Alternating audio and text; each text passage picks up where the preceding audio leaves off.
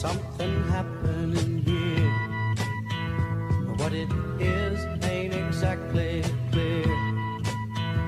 There's a man with a gun over there, telling me I got to beware.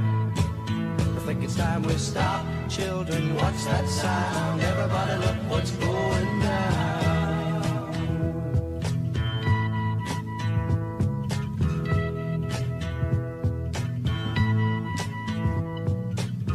There's battle lines being drawn.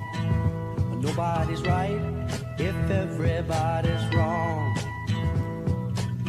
Young people speaking their minds are getting so much resistance from behind. Time we stop. Hey, what's that sound? Everybody look what's going down.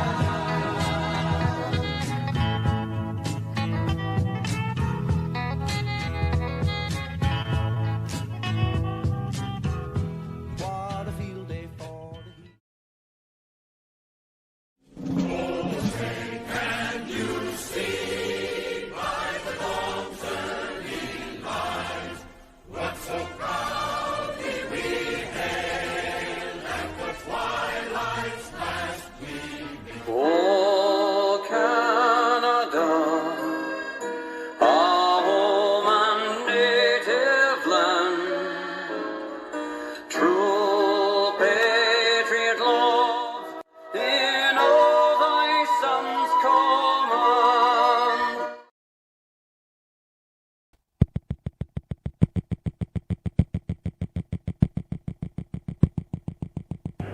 Ignition sequence has started.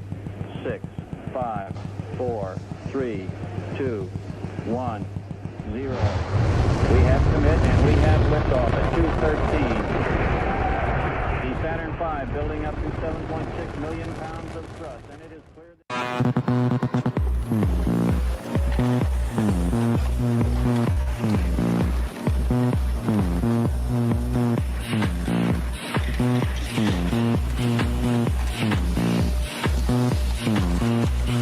Push me, and then just touch me, till I can get my satisfaction.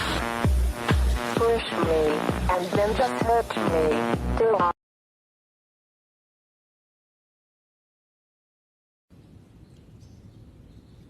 You need cool air.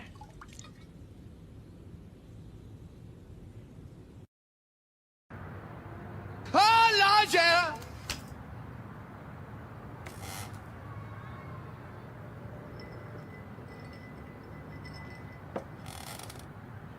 Oh, sunshine, yeah.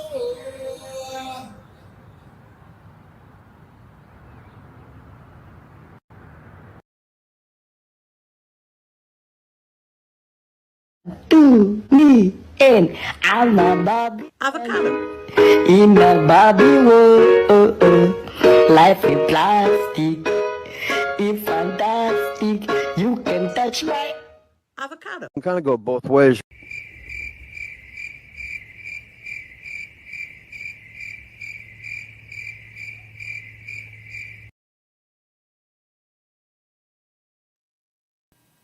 Fuck your anxiety.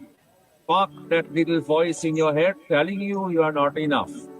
Fuck the racing heart, the sweaty hands, and the imaginary disasters that exist only in your head. You are not dying. You are not broken. You are just overwhelmed and surrounded by a world full of loud fucking asshole. Breathe in. Hold that shit. Breathe out. And release empty pup you are about to give. You don't need to have your shit together. Nobody does. Everyone is just better at pretending than you. You are still here. You are still standing.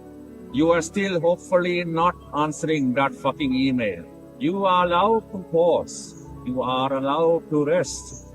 You are allowed to say, fuck it. I need a minute. Your intrusive thoughts are just thoughts. They are not facts. They are not prophecies. So fuck those thoughts. You are not your anxiety. You are a beautiful, nervous wreck, and you are doing better than you think. That is all.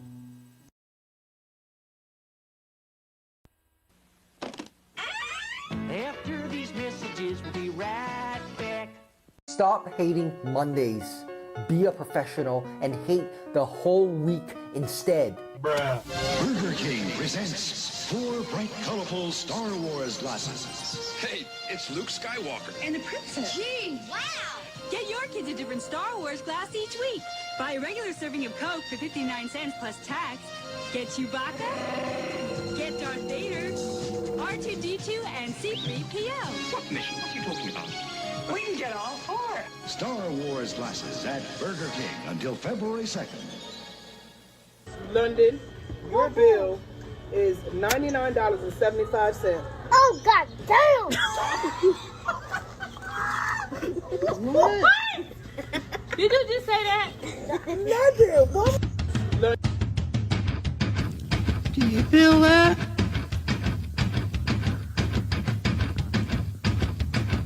Do you feel that?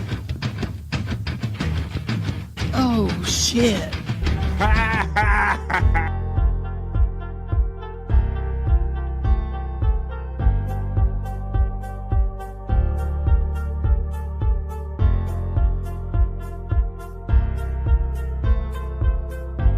We're doing it!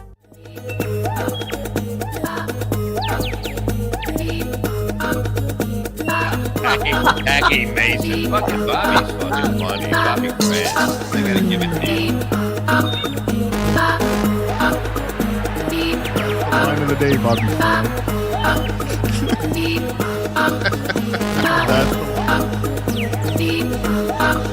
Super creative, super original. There's a show called The Vibe.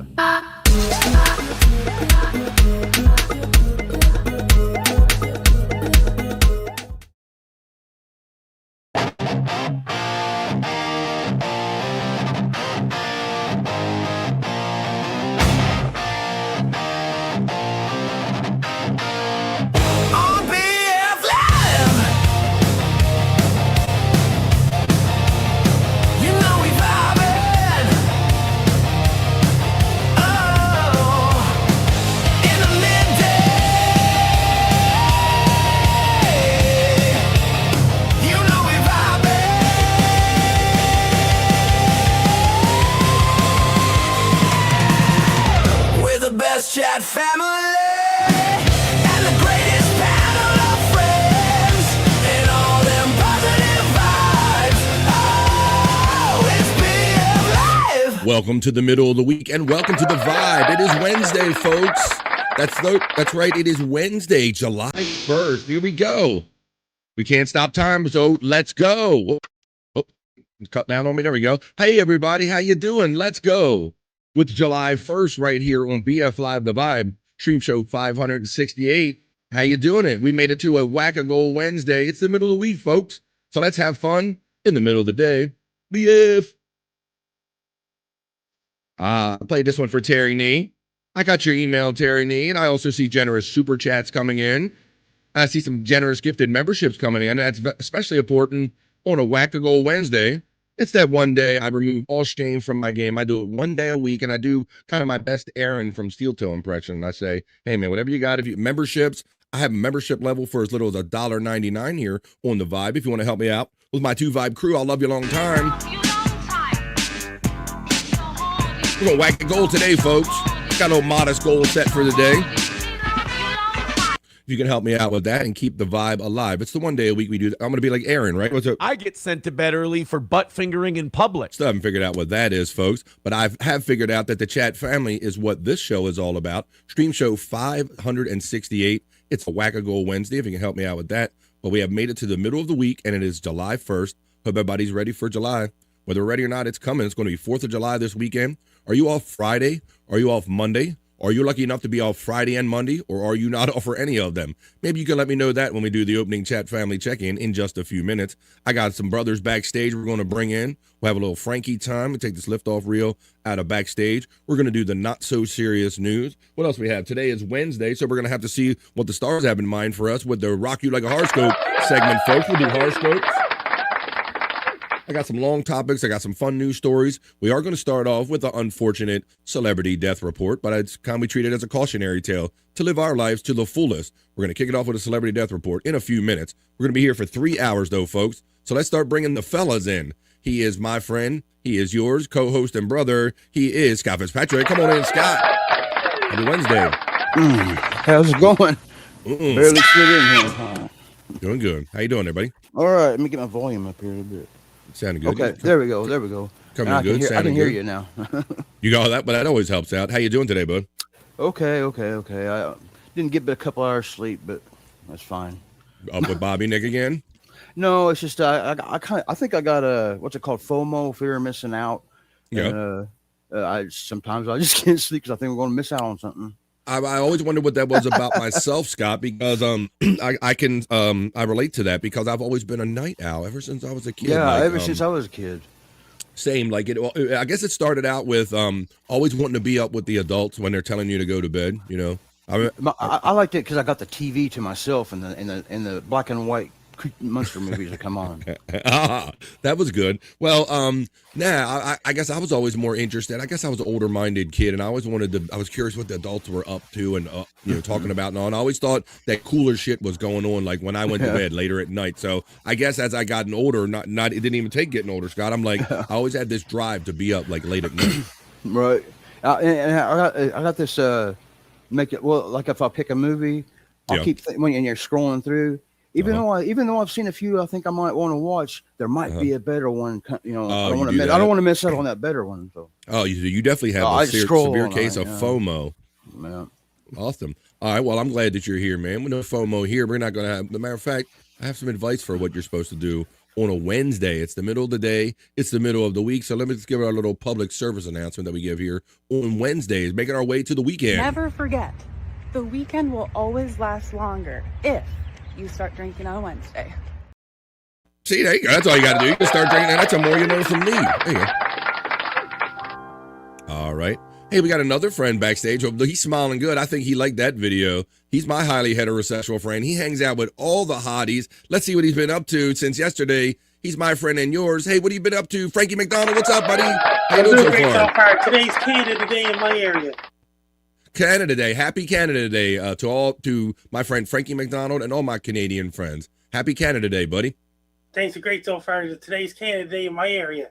Yeah, what do you do to celebrate up there in Canada? You get like and sales? Open Air Park later on to watch the concerts, things like this, and the fireworks. Concert and fireworks. That sounds awesome, Frankie. Well, sounds like Canada Day is awfully close to our 4th of July holiday, which you know is coming up this weekend, buddy. So, what did you do, Joey Only last night? Who did you do yesterday? What shows you do? Anthony Rogers show last night.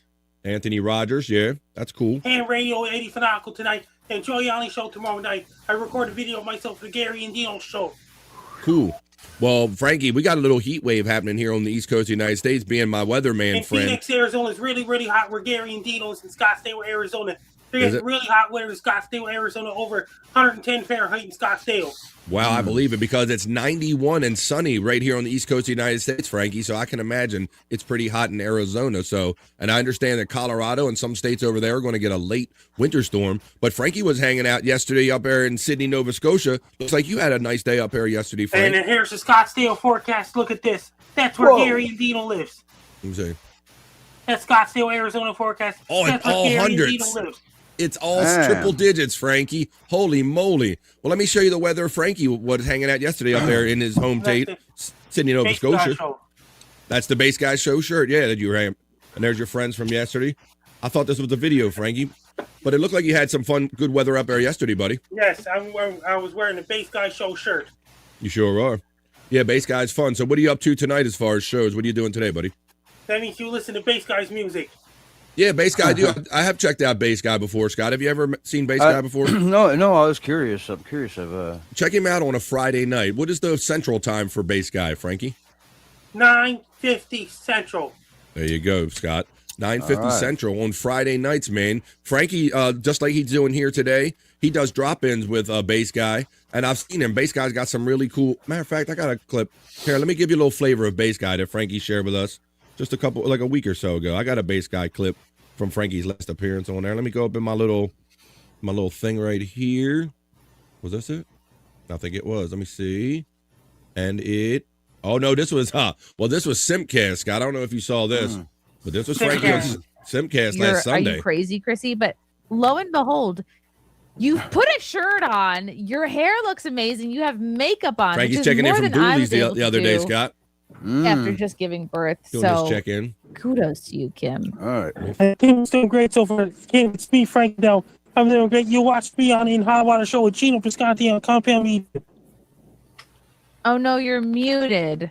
Oh no. But like, doesn't she look so beautiful? Can you hear me now? Yes, there you go. And Kim, you watched me on In Hot Water Show on Compound Media with Gino. It's good to see you, Frankie, and it's very good to see I'm you. doing great. You saw me on Compound Media Network before. Kim, you Hey, Scott, I don't know if you know this, but there's been a cow welf appearance up there in Canada. Oh, let me get the sound on it.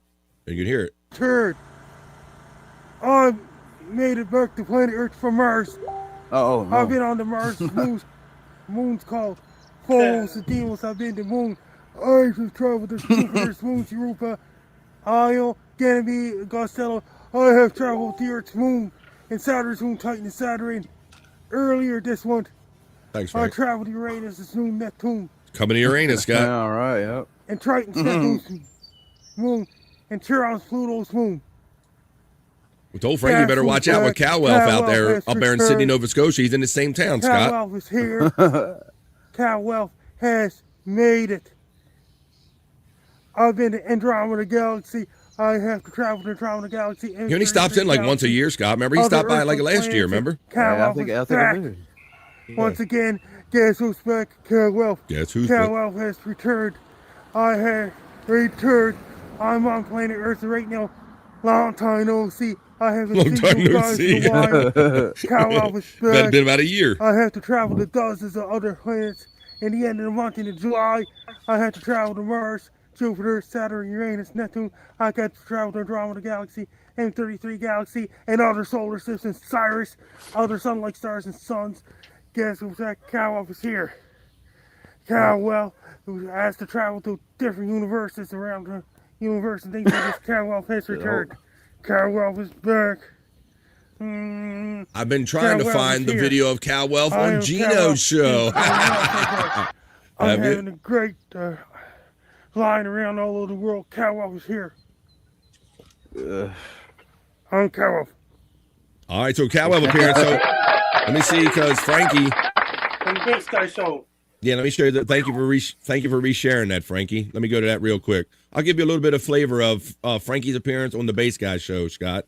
He's a really chill Canadian bro, and he's got some really cool instruments and gear set up, really cool lights and production values and stuff. Like his camera will do like automatic kind of production and shit. But here, let's get a little flavor of Bass Guy that Frankie's always hanging out with.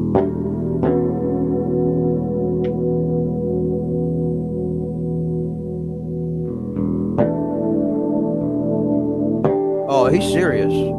Oh, bro, look at it. Yeah, look at his gear. 1649 Montreal Jazz Festival has begun. Welcome. Please type 1 if this is working in vertical or horizontal. I Thank just you. put the Bass Guy loves you, timestamp. Fear. Timestamp? All right, what's the timestamp? On the comments. Okay.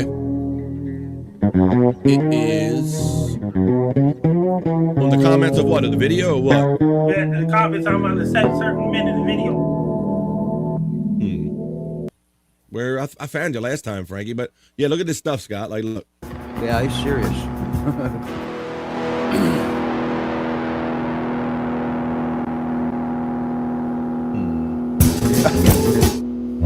I got a timestamp now, Frank.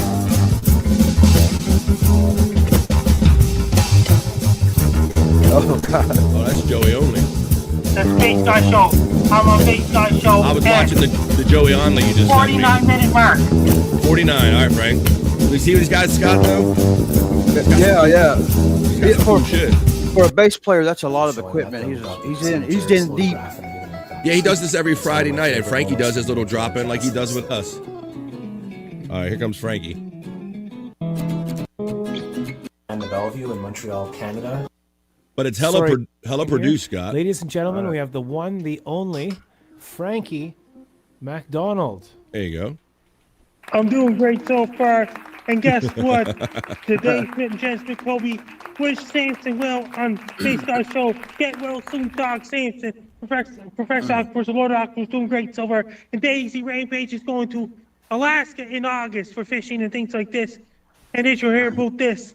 Roger the Wild Child's doing great. Chase and Marshall with Cookie's doing great. Gary and Dino. You see all them cameras he's got on his stuff, Scott? On Saturday night coming up. Down the bottom, he's got like a foot camera. And he's got like a hand camera. Great so far. Thank you, Frankie, for the wonderful introduction. You That's a are lot in of Sydney, equipment Nova for a bass Scotia. For player. viewers that Yes, don't I'm know in Sydney, you, Nova Scotia right now. Anthony Rogers. And I've heard him say, he says, you know, he it looks impressive when you see it on screen, but it's all he has, and he's gathered it like over the years and everything, and all. So really cool, chill guy out there out in Montreal. Caldwell will return in Avengers Doomsday. He will. He probably will. All right, let's go. Let's get a little bit of that. Let me see. He runs the Anthony Rogers Show every Tuesday nights at 10:40 Atlantic, 8:40 Central. and you're at the Black Diamond, right? The Black Diamond, Sydney. Here's Black Townsend Diamond. Street in Sydney. Frankie likes it when I put on some music. So what I'm going to do is... Is this on YouTube? Fix the camera here because it's the wrong camera. We need the mid-cam. We have a billion, zillion, 1 quadrillion things that we're trying to fix, Frankie. We're always fixing a million, zillion things. It's not there's always a lot going on. And here's Townsend Street in Sydney. So what we'll do is we'll close this. Oh, that one will delete. So that's kind of what he does on Friday nights, Scott. And then you'll see Frankie does his little visits. This is little... And I had a great day at work at the Mayflower Mall. I had Eastside Mario's Pizza for dinner. Eastside Mario's Pizza. How was it, Frankie? It was great. Did you have Nice. pepperoni and mushroom? Pepperoni, sausage, and bacon. Amazing. Ladies and gentlemen, we have the one and only Frankie McDonald. Ask him your questions live on the chat board, and we'll try to answer your questions. If I could see the chat board, it's a bit... there we go. I can see it a little bit better now. Hello, Mike Aladdin. Hello, Patrick is here. Sky the Universe. Olivier's coming to Montreal next week. Oh, wow. One of my best friends that I haven't seen in about 20 years, maybe 15, 20 years, Steph, the real Satan Loves. Do you remember the character Satan Loves, the devil on the Bass Guy show? Yeah. He's coming to St. Anne's to say hi to me and my friends. So that's very exciting. Very exciting. Imagine if we had the real Satan on the show. What would happen, Frankie? That'd be epic. It would be epic. Epical Yeah, history. it would. The Jazz Festival started yesterday, Frankie. The biggest jazz festival in the whole world is in Montreal. Yes, it is. Just imagine somebody turned to host in a nightclub. What's that mean? Oh my God, there's loud music coming. There's kids smoking cigarettes and little stubby beer bottles. And the kid comes home and there's a bouncer at the door. And the bouncer will say, "Son, I want to see your ID." And the kid's like, "I live here. This is my house." and the police will show up and say, "Sir, are you the owner of this house?" "Yes." "Is this a residential or a commercial area?" "Residential." "Do you have a license for this?" "No." "Put your hands behind your back. You come with me because you're under arrest." Uh-oh, Frankie doing bits with the bass guy. Frankie doing bits with the bass guy. I got something I'm going to share with you. Caldwell will return as the next character in Doomsday. That's what I hear right here. Let me show you that right here. I actually have a preview of that. Show you a picture right here. Stop screen. Let me share this real quick. Oh, I see you backstage, buddy. Let me bring you in. You were off screen when I first started the show. I'll bring you in a second, man. I'm doing a little Frankie time and sharing a little stuff we have right here. Doing a little Frankie time. We're going to get on with the opening chat family check-in in just a few minutes. But right now, I have Frankie McDonald's new character picture, Caldwell, in the Avengers Doomsday. Look at that, folks. It's 100% real, no AI. That's actually Frankie on the set of the Doomsday movie. He's going to be Major Maple Leaf right there. Major Maple Leaf. All right, Frankie. Did you know that not only Frankie's going to be a star as Caldwell, Major Maple Leaf in the Doomsday movie? Let's see. Happy Canada Day, Frankie from Stachungsta. Yes, and 4th of July is on a Saturday. I just sent you a video clip of me with Joey Allen's show. All right. Well, let's get to that. I added timestamp on that too. All right. All right, Frankie, the clip on the Joey. Oh, yeah, I got that one too, buddy. All right, let's do that real quick. Then we'll get wrapped up with our Frankie time. Oh, wait a minute. That's the same one. To the bass guy show is what we're getting at. All right, Joey Onley. Here we go. Joey Onley, Bobby. Here we go. All right. Frankie, keep me busy today, buddy. Let's see. Screen share. Boom. Here we go. This is other friend he mentions all the time. Joey Onley.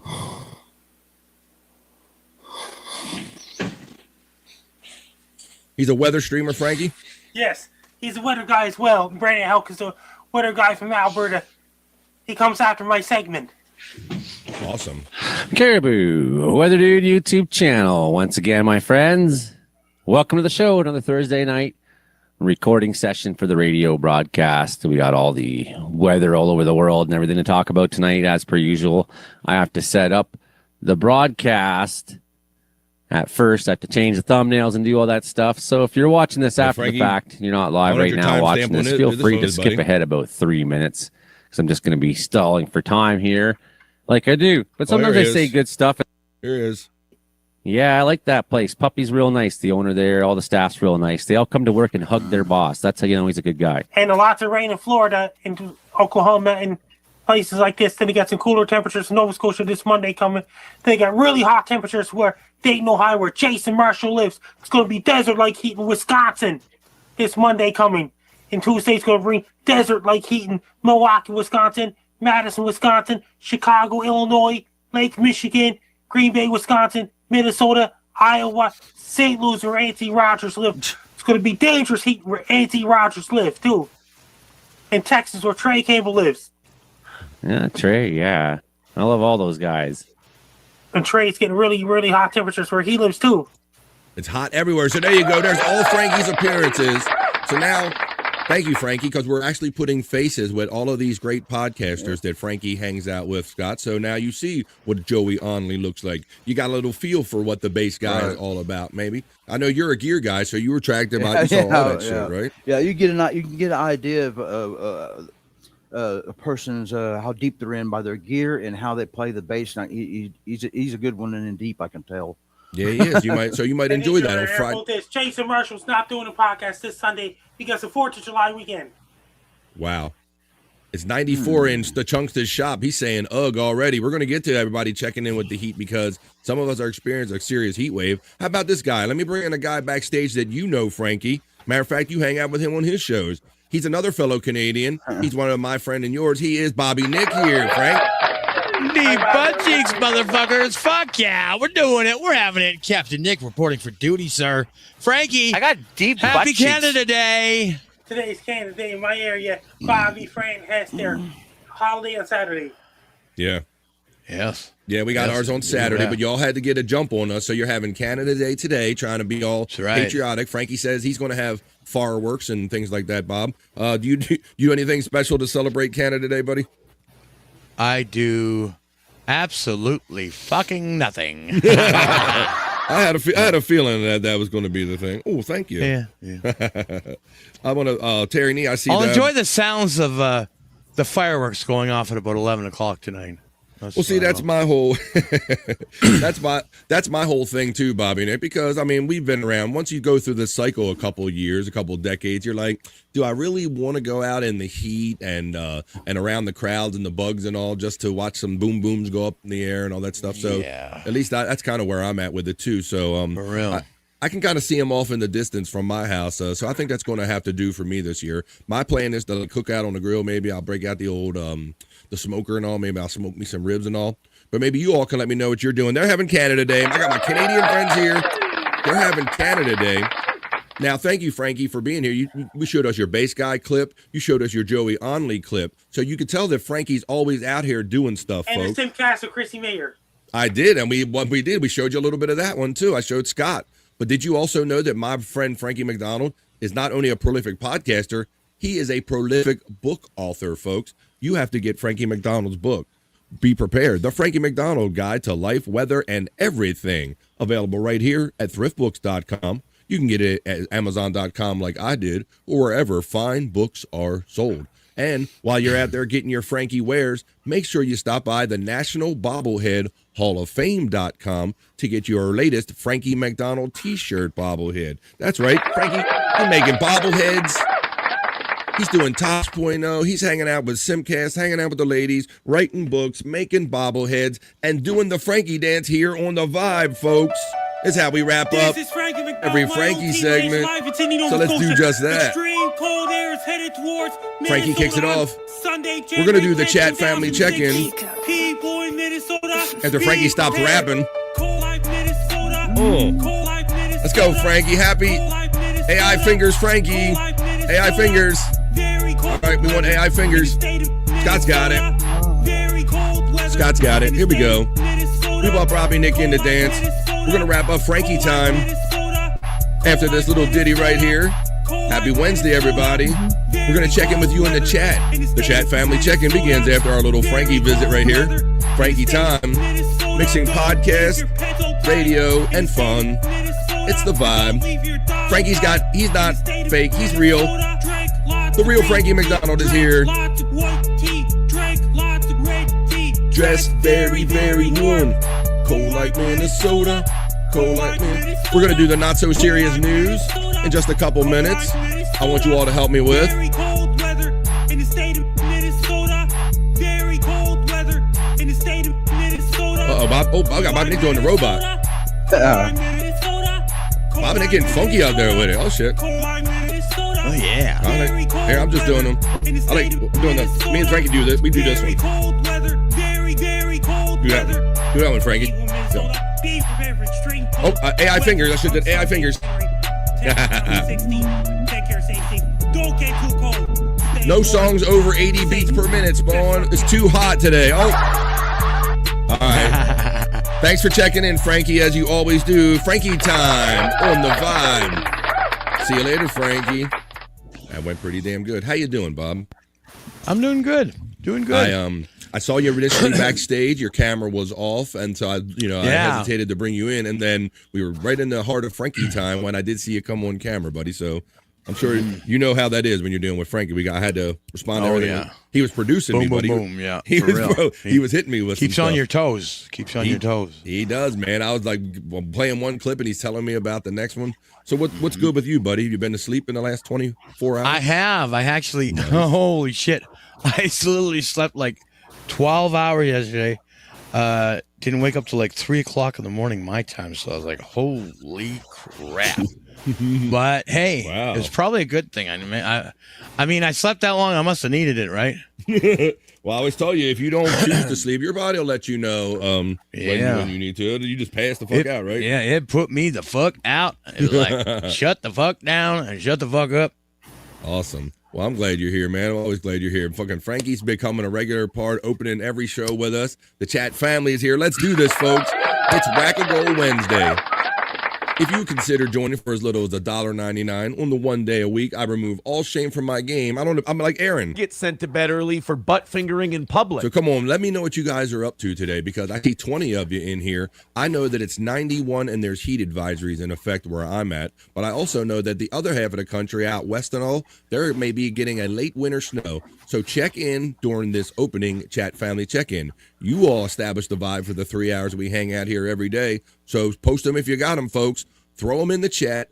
I read them in rapid succession. You establish a vibe, and we're going to hang out and have a 3-hour party today. You ready, folks? Fuck yeah. It's the middle of the day. It's the middle of the week. And this is the opening chat family check-in for July 1st, Dream Show 568. Let's go.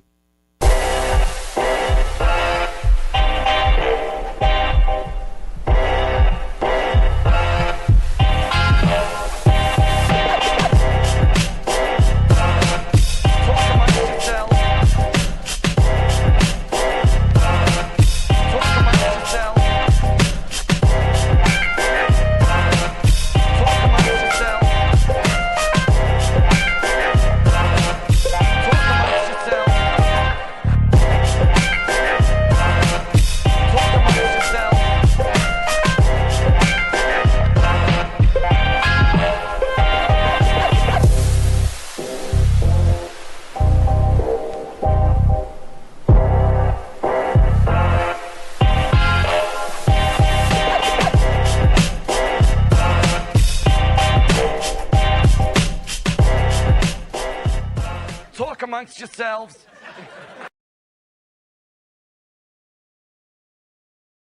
The vibe is the 3-hour midday chat family party. Let me bring our last bro in before we begin this opening chat family check-in. He joins us every Tuesdays and Wednesdays, right on time, right about this time, because he just got done hosting his very own show, The Morning High. It's Pecan joins us every Wednesday. What's up? Goony Goo Goo. What's up, fellas? A hearty Goony Goo Goo on a Wednesday for you, buddy. What's good? How you doing today? How did your show I'm doing good. The show went well. Hanging out with all the chat family over there. Yep. Good shit, getting high and all that stuff. That's why it's called The Morning High, folks. If you're up at 10 a.m. East and you want to hang out a couple hours before we hang out here on the Vibe at 12 noon, he does it 6 days a week over there. 10 a.m. East, The Morning High, Peak Hunt 420 on Rumble. You ready to do this, brother? We're going to do the opening chat family check-in. You ready to go? Pecan, I know. I noticed yesterday we smoked pretty heavy on the show yesterday on this one, and then when we I checked in on you before we went on Pigs, and you look baked. That's every day, bro. The fuck up. That's why. You should see me at work. Oh, shit. He said, you think I'm high at home? You should see me at work. He's like, all right. Well, let's see what the chat family's up to. I know it is the middle of the day. It's the middle of the week. So let's kick it off right now with the opening chat family check-in. Let me post them if you got them, folks. It's post time. Scott's got his eye drop. Get your weed, whatever you need. If you're just hanging out during the workday, we'll get you through it. And we're off. I will let you know that my Venmo and my PayPal preset options, Stream Elements bot, it's all up there in advance. The gay meter is being utilized by my friend Buckshot Kid. Then he's having fun with his Perry emoji, showing off he's a member, the Andrew emoji, the BF Chang emoji, the Juicy Man Meat emoji, the Bobby Nick emoji. And you can use those emojis too for my Wackago Wednesday, folks. $1.99 level I have. It's very affordable. And I will love you long time. I'm legally... Consider joining for $1.99 on a Wackago Wednesday. I get sent to bed early for butt fingering in public. Wackago Wednesday. Pecan checks in with the bugle sound in the beginning of the opening chat family check-in. Pecan then says, Woony Goo Goo, happy hump day, unga bunga, and what do you gonna know, my bro? Pecan 420, what do you gonna know?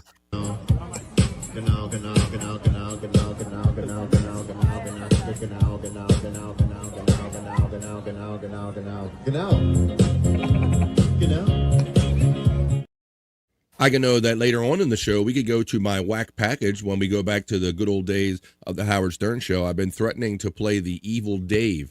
When that guy did that Evil Dave, I've been talking about a couple days, Scott, but I haven't played it yet. Right, buddy? Yeah, after we talked about it, I went and looked up on YouTube some...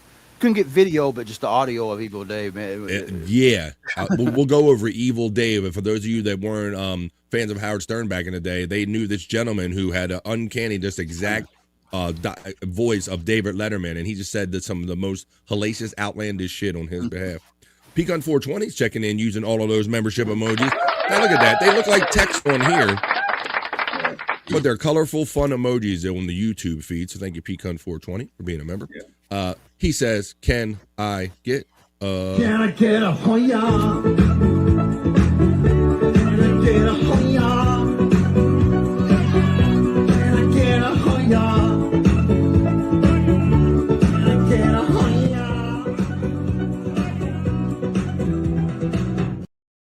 Asked for, Hoya received, and our next comment happens to be a very colorful, generous one, the one he gives every day. Pecan 420, he added a member on a Wackago Wednesday because he's a member defender. Let's see who he added on a Wackago Wednesday.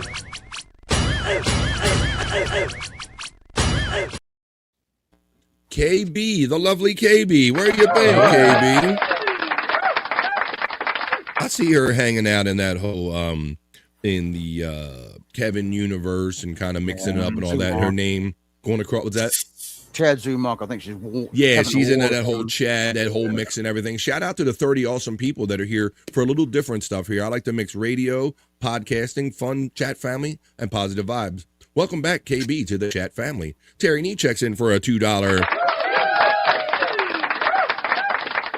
Thank you for the $2, Terry Nee, on a Whack a Goal Wednesday. I appreciate that, buddy, helping me whack the goal one day a week.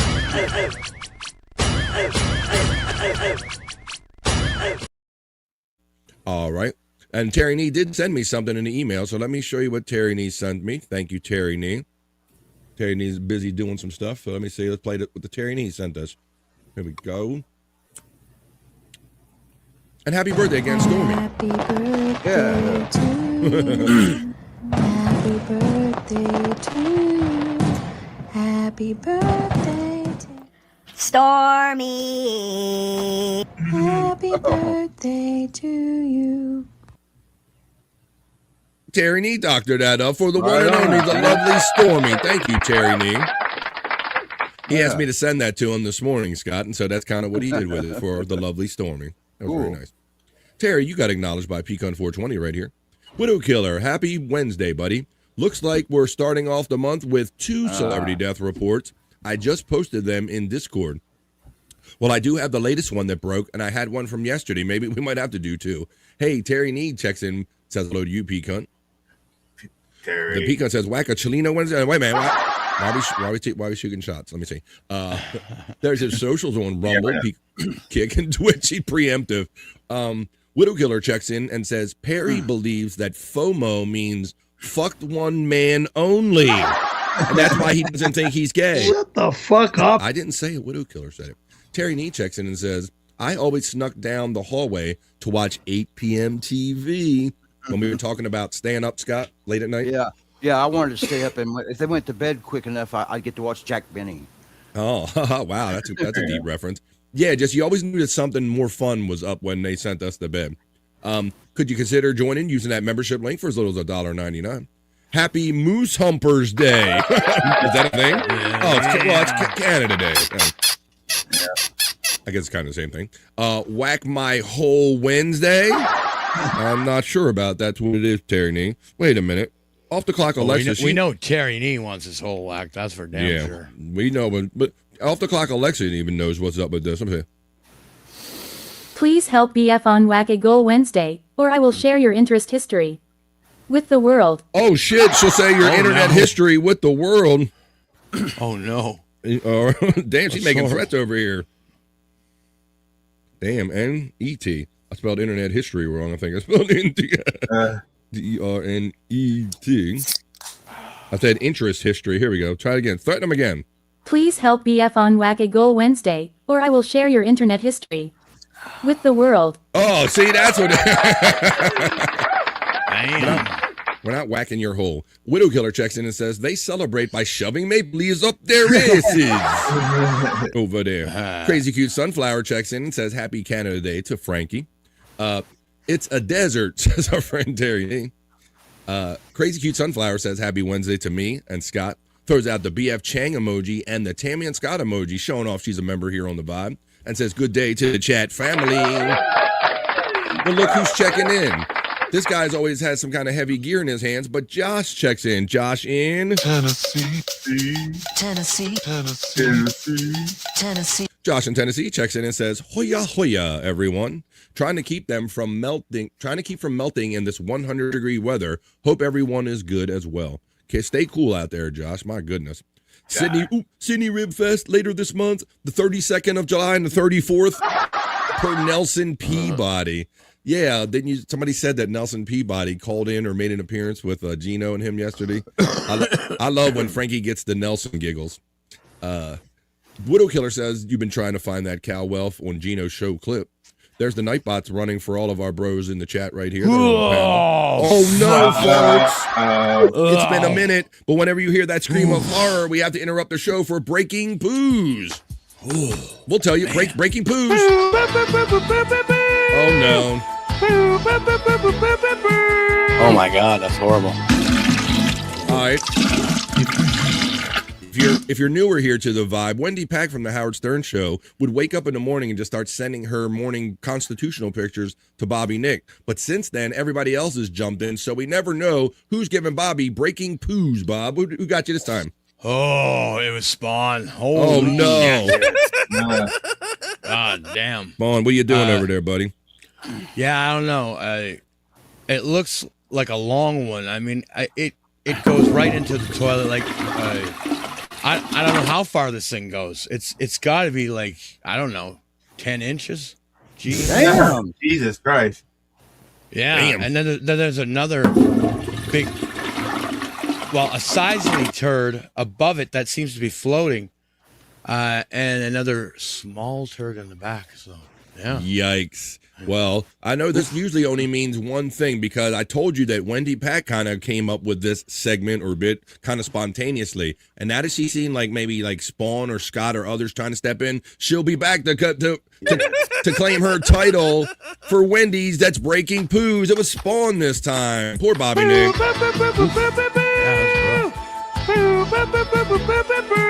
Oh my God, that's horrible.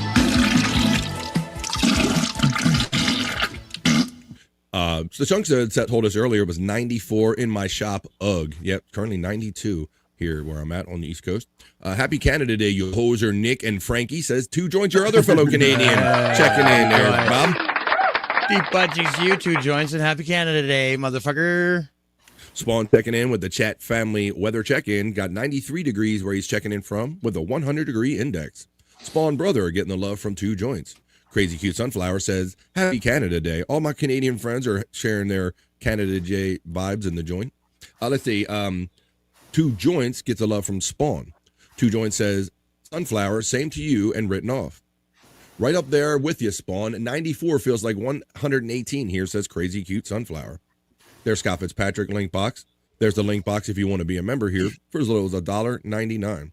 So Chunkster says, no songs over 80 beats per minute, Spawn, because it's too damn hot today.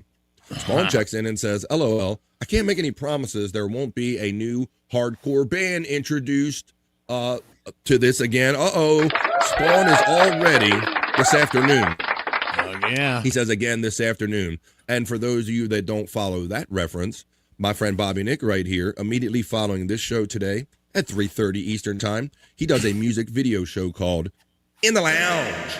And if you go over there and you give him $1, one little dollar, he'll play you a video. If you member up over there for $5, he'll give you 6 credits, $6 worth of value for that. $1 song. It's a bargain. And you get to see people like Spawn and P-Cunt select their music and all and hang out and share music and ideas. We'll tell you more about that as the show goes on.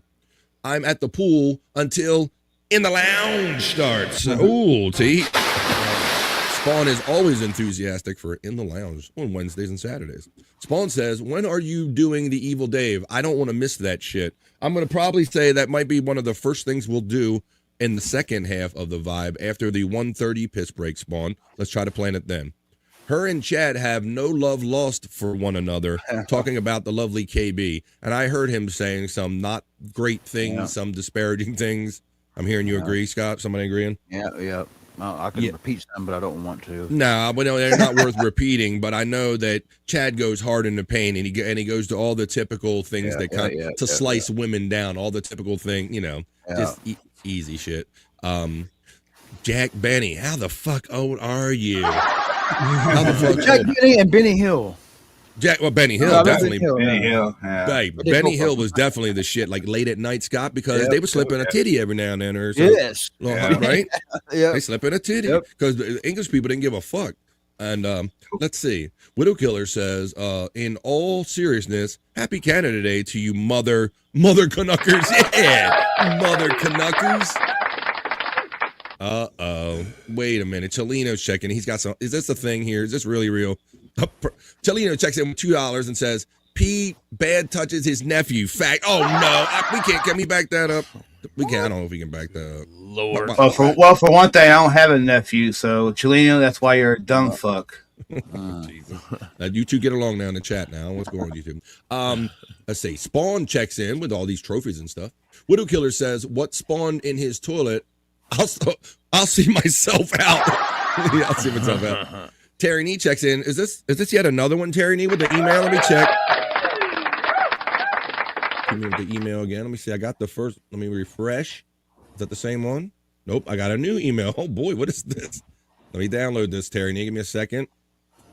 Download that. The latest from Terry Nee. I see. I got some stuff to add. I gotta add Tolino and Terry Nee to the scroll real quick, folks. You're gonna have to give me a minute. Give me a second here to update the sponsor scroll. I got a fresh sponsor scroll I'm going to put out here, folks. And I want to say, hi, folks. Thank you for watching The Vibe today. We're in the middle of the opening chat family check-in, but people are being so generous. I want to add them to the sponsor scroll for sponsoring the show today, and I'm going to show it to you in just a second. We're going to get $2 CHILINO and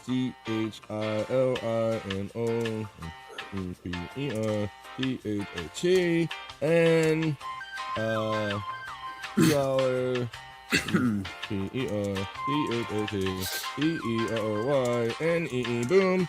All right, I think I got them all in there. Let's see.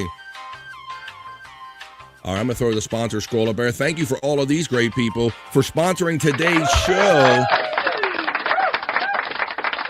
Thank you, Terry Nee. Let me go over here to the folder where you downloaded that as we continue with the opening chat family check-in. That was the same KB. You don't think that was the same KB? Oh, well, I think it was I thought it had the little B symbol or whatever. Yeah, it was. It was our lovely KB. A matter of fact, she's a mod here, Stachunksta. She was on the show very early on, probably within the first 100 shows, and we had some of the ladies on. We had her and Mammy. She don't like when I call her Mammy. Yeah. Remember when I had her and Mommy on? Yep. That was some of the first early interviews I did with the lovely KB. All right. Fucking Canadian, says Terry Nee. Checking in. Shut up, bird. Oh, shut up here. Let's see. Happy birthday. Let's get this one. Get the latest video from Terry Nee, and there's the TeePublic link for Space Chief 75. Why don't we play that real quick while I download the Terry Nee video right here, because Terry Nee not only making stormy videos and videos for me to download, he made this cool video to promote our chat family friend, Space Chief 75. It's one of the cooler early AI things we like. If you guys want drawings, or if you want to draw you a special avatar, or maybe you're having like a poster, like a 40th or a 50th or something coming up, and you want special art for it to make them once in a lifetime poster, hit up Space Chief 75.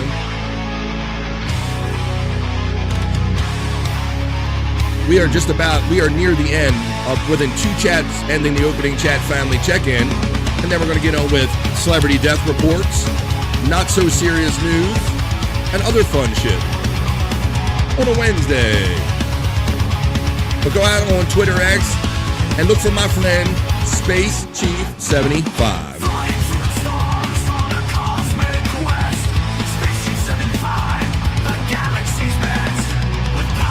Welcome to Wednesday, folks, and welcome to The Vibe. If you're new to The Vibe, this is what we do every day.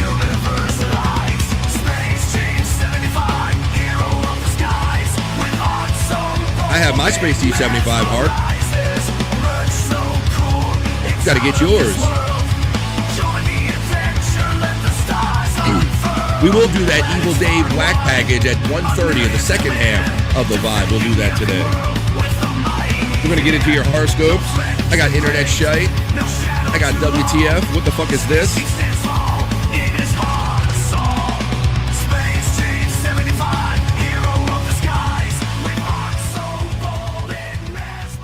It's so bold it mesmerizes. Check them out at that TeePublic store link. You see right there, it's running in my chat. And if you do get some artwork eventually, or if you want to see his artwork on different hats and mugs and posters, you can do it by clicking on that link right there, the TeePublic store for Space Chief 75. Didn't think there, buddy. The KB. There you go. I need to get my hands on some serious editing software, says Terry Nee. The Angry Iguana checks in and goes, I watched Jack Benny, I Married Jane, Toby Gillis, The Life of O'Reilly, motherfucker, and My Three Sons, George Burns, and more, says the Angry Iguana. And with that chat right there, we have just established the vibe you did, and that is the conclusion of the opening chat family check-in. Now, on with the show.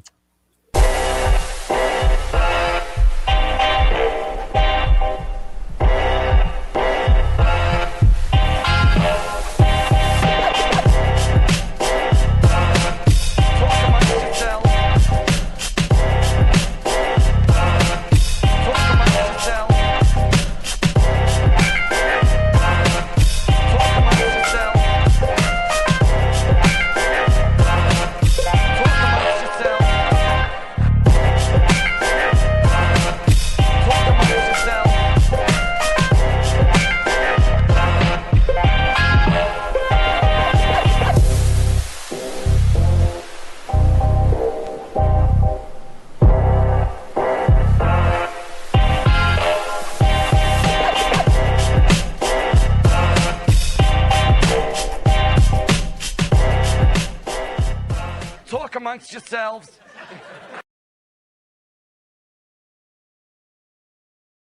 This is what the vibe is. You talk amongst yourselves.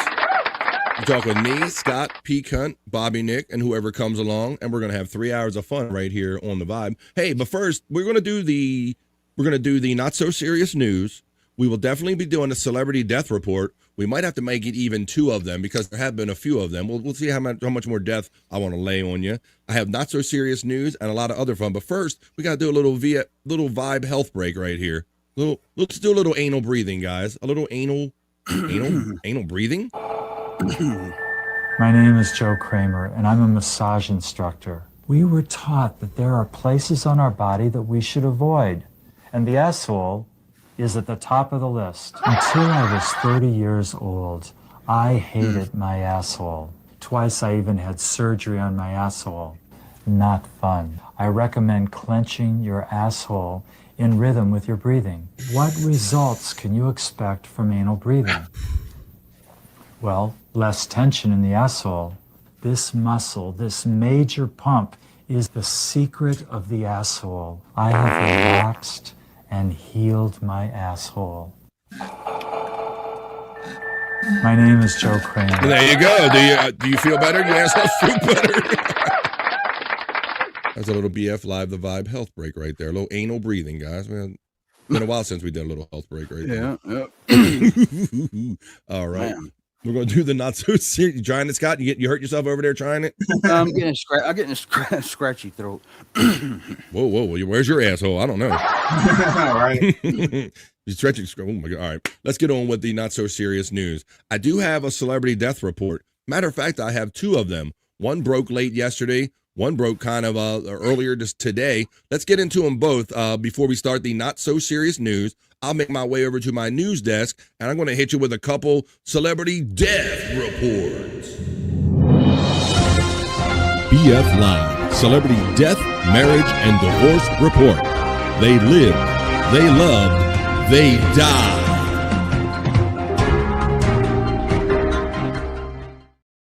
All right, I guess unnecessary echo. I guess I'll do them in the order that I kind of become aware of them. Let's start the first one off, and that this is someone. If you're a deep movie head, you'll know that the Indiana Jones and Harry Potter actor Michael Byrne dies at the age of 82.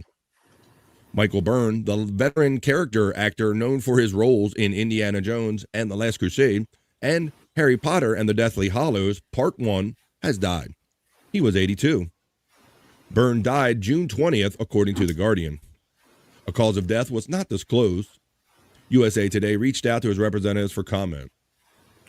Over a career that spanned 6 decades, London-born Byrne played supporting roles in a string of box office hits, including James Bond film Tomorrow Never Dies and Braveheart. However, the British actor most recognizable role may have been the Nazi Colonel Ernst Vogel, opposite Harrison Ford. You might recognize this when I show you the clip right here. Let's see. Where is Sergeant Schultz? Or PQRS? You missed them. There you go. You know nothing. Okay. More recently, a younger generation might recognize him as the older version of wizard Gellert Grindelwald in 2010's Harry Potter and the Deathly Hallows Part 1. So for those who don't recognize him by name, here's a little clip of him from... When we're airborne with Germany behind. Were you a Indiana Jones fan, Scott? Never seen it. Really? You never seen these? No. I've seen the first 3. Did you? Yeah, but I haven't seen like the last 2 or 3 they've done. I haven't seen those yet. Yeah. But I do like this one, particular one, because of Sean Connery being in it. Yeah. Yeah. We named the dog Indiana. Right? That's what he... When he found out his name was Indiana, he goes, we named the dog Indiana. Yeah. I thought that was a funny line.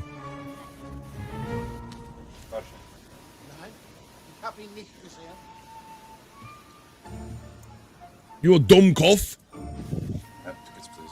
Yeah, you have no ticket? You want the ticket? Yeah, I did put him out the window. Let me see. You're in. Did I miss my video? You probably did, Terry. Herr Joe.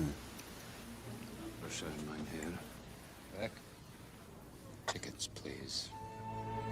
Was? Oh. Now, who else ain't got their ticket? Show me motherfucking tickets. No ticket. There it is. What a killer nose. Better get them shits out. So there you go. So if you recognize this is German guy, he did. That's our celebrity death report. That's our first one. He did. Did I? Oh no. I was waiting for it to download, Terry. Let me see over here. There we go. Right. I was in between. Here we go. Let me put this over here. And this is the one where he said Scott cried or something like that. Let's play this real quick. What? I forgot. I don't know. I was waiting for it to down. Here we go. Never cried. Scott something. Let me see. Oh, I know what he did. He got you. I know what he did. He got you with. Oh shit. I dropped. You got all emotional because he made that happy birthday video for your daughter, didn't he? That's He said, Terry made that video for Stormy. That was so nice. It was beautiful, Terry. It was beautiful. It was a great thing you did for my daughter, man. There you go. All right, Terry. Oh. Thank you. Take that off the shot. I got sensitive eyes. Poor Scott. I thought they were Betty Davis eyes. The Scott video. There you go, Terry. Thanks, buddy. Yes, I resemble that remark. Producing a show on weed, it can be challenging. Okay, well, let's do, that was our first celebrity death report, but unfortunately, I do these so we can mark and note when these people leave the world, but I always say it's a cautionary tale too, folks, so live your life. Let's do our second one, because now I'm going to do this because, let's do this. Our second celebrity death report. BF Live. Celebrity Death, Marriage, and Divorce Report. They lived, they loved, they died.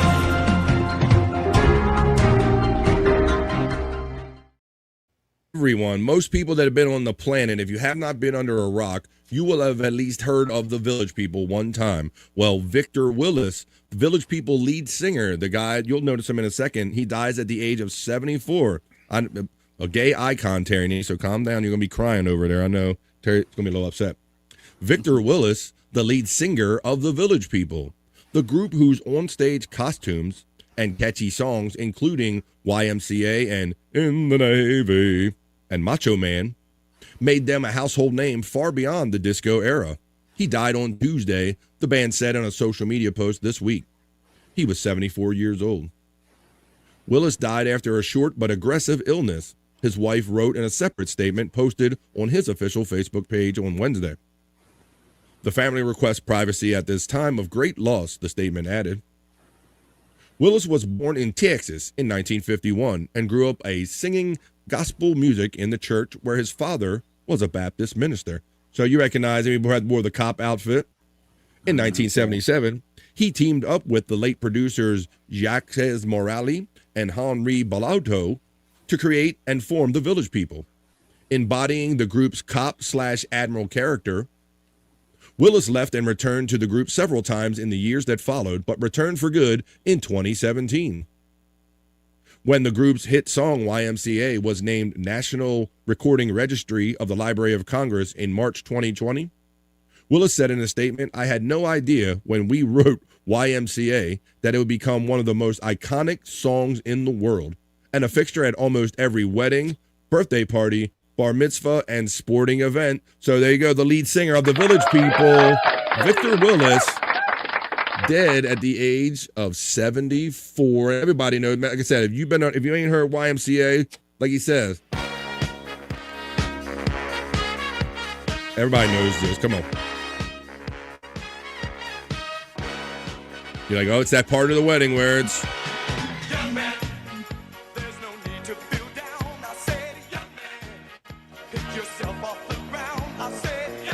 So there you go.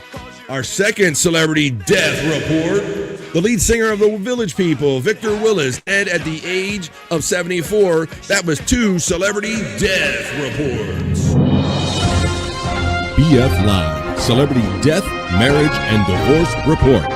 They lived, they loved, they died.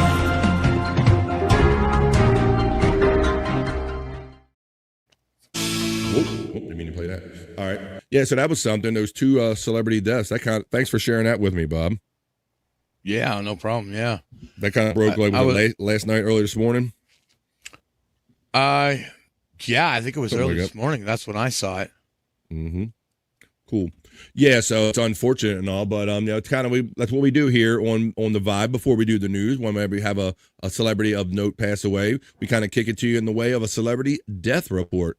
But I do have a couple of fun kind of silly stories that we do in the not so serious news I want to share with you right now. I'm already at my news desk, so you guys comment when I kick you some stories in the not so serious news.